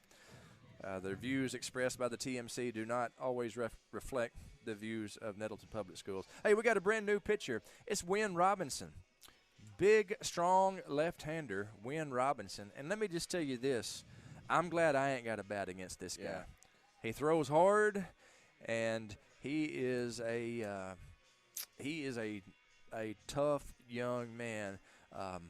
Throws hard and just a little bit effectively wild. That makes for a pretty tough at-bat. Yeah, and his stature alone could be an intimidation factor. You're not kidding. So let's see how the Bay Yellow Jackets step up to him. As we said earlier, he looks like a D1 lineman in football. I mean, golly, he's a good-sized young man. And Wynn is a junior getting his first varsity action here today on the mound. His sophomore season cut short because of COVID. And at the plate, Riga was supposed to be up, and it is Elijah Riga. It sure is. Elijah Riga still up, still in the game. There's a lot of substitutions made here in this contest. Swinging a fly ball to right field. Over to make the play is the Nettleton right fielder, and I believe that's Ransom Rand. So Ransom Rand with the play out there.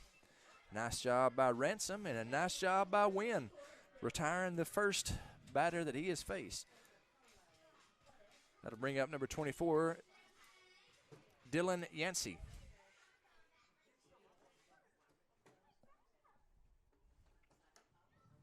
I believe he offered it that. He sure did. Yeah. Good call by the home plate umpire. And there was a fastball on outside part of the plate, a little bit outside.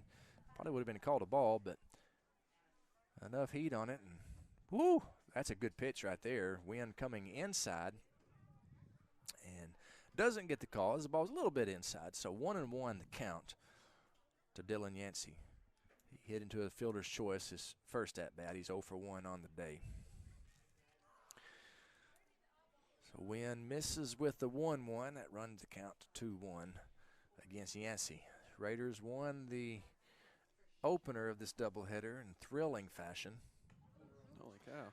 He's 7-6, as that one just almost hits Yancey. He throws that one very, very hard.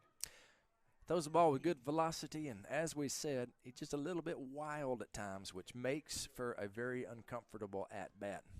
Right there's a good pitch right there. A way to hit your spot there, Wynn, as he paints the outside corner. I will tell you this, Wynn Robinson, when he's throwing strikes, he's tough to deal with. 3-2 on the inside corner, and he does not get the call.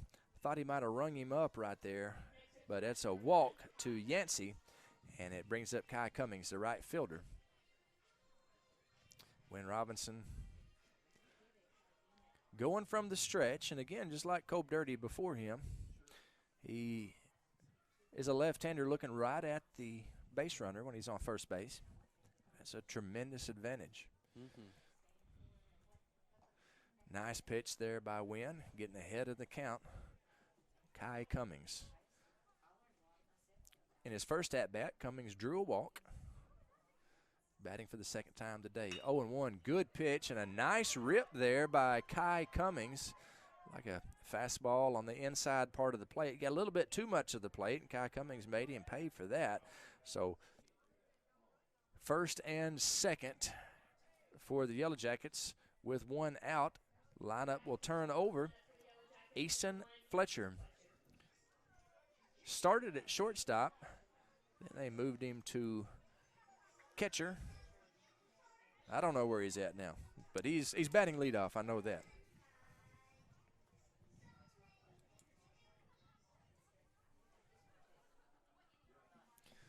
First pitch, swing and a miss. Hey, Wynn's been throwing strikes. Yeah, and that was a fast one too. Yep. Hope we get to see Wynn bat today. Yeah. He's got home run power. He definitely does. Here's the 0-1. Oof.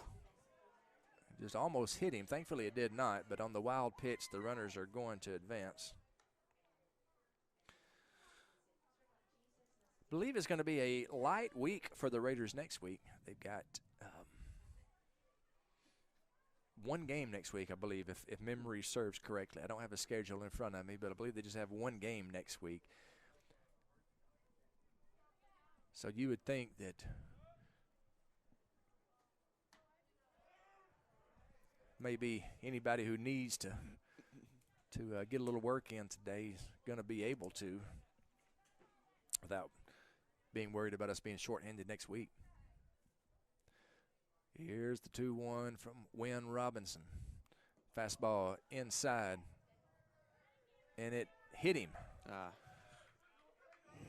So after the hit by pitch, the bases are loaded. And that brings up Seth Spencer. Where's number 23? And he stands in against Big Win Robinson.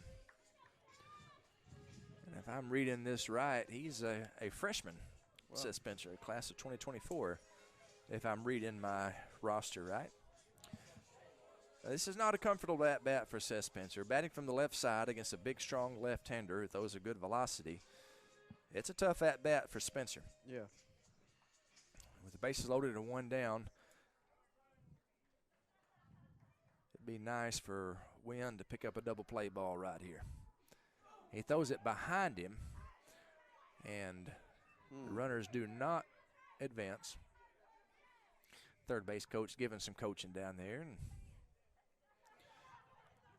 telling him, hey, it'd been nice to get a run on that one.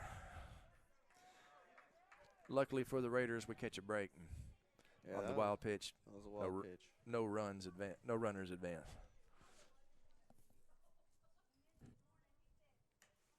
That's a good pitch by Wynn right there. Way to battle back by the big junior. After throwing one behind him, he comes back with a strike. Nice job by Wynn. 1-1 now the count to Seth Spencer. Fastball inside. Runner breaking. He does score this time. Does Dylan Yancey. And it's a 9-2 game as he scores on a wild pitch.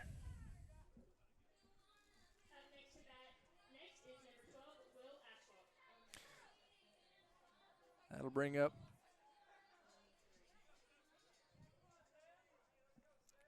this is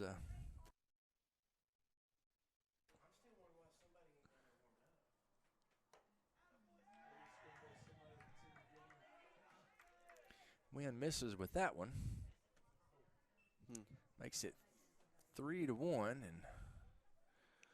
looks like C.C. Cleary going down to do a little bit of warming up for the Raiders in the Raider bullpen. Wynn brings a strike across right there. Good job by Winifred. Makes it a full count. Runners on second, third, one down. Here's the payoff pitch. Nice job there by Spencer staying alive. Yeah, by the slimmest of margins.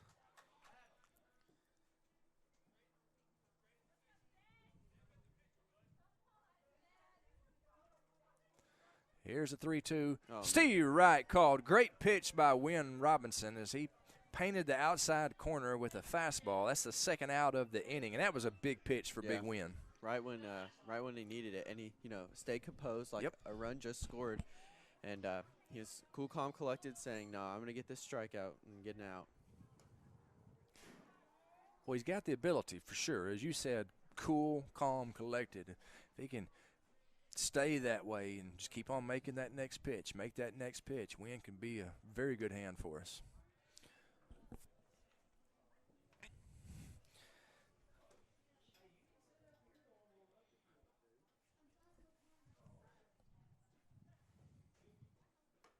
This is with that, and by my count, it's I thought it was 2-1. The scoreboard says 1-1.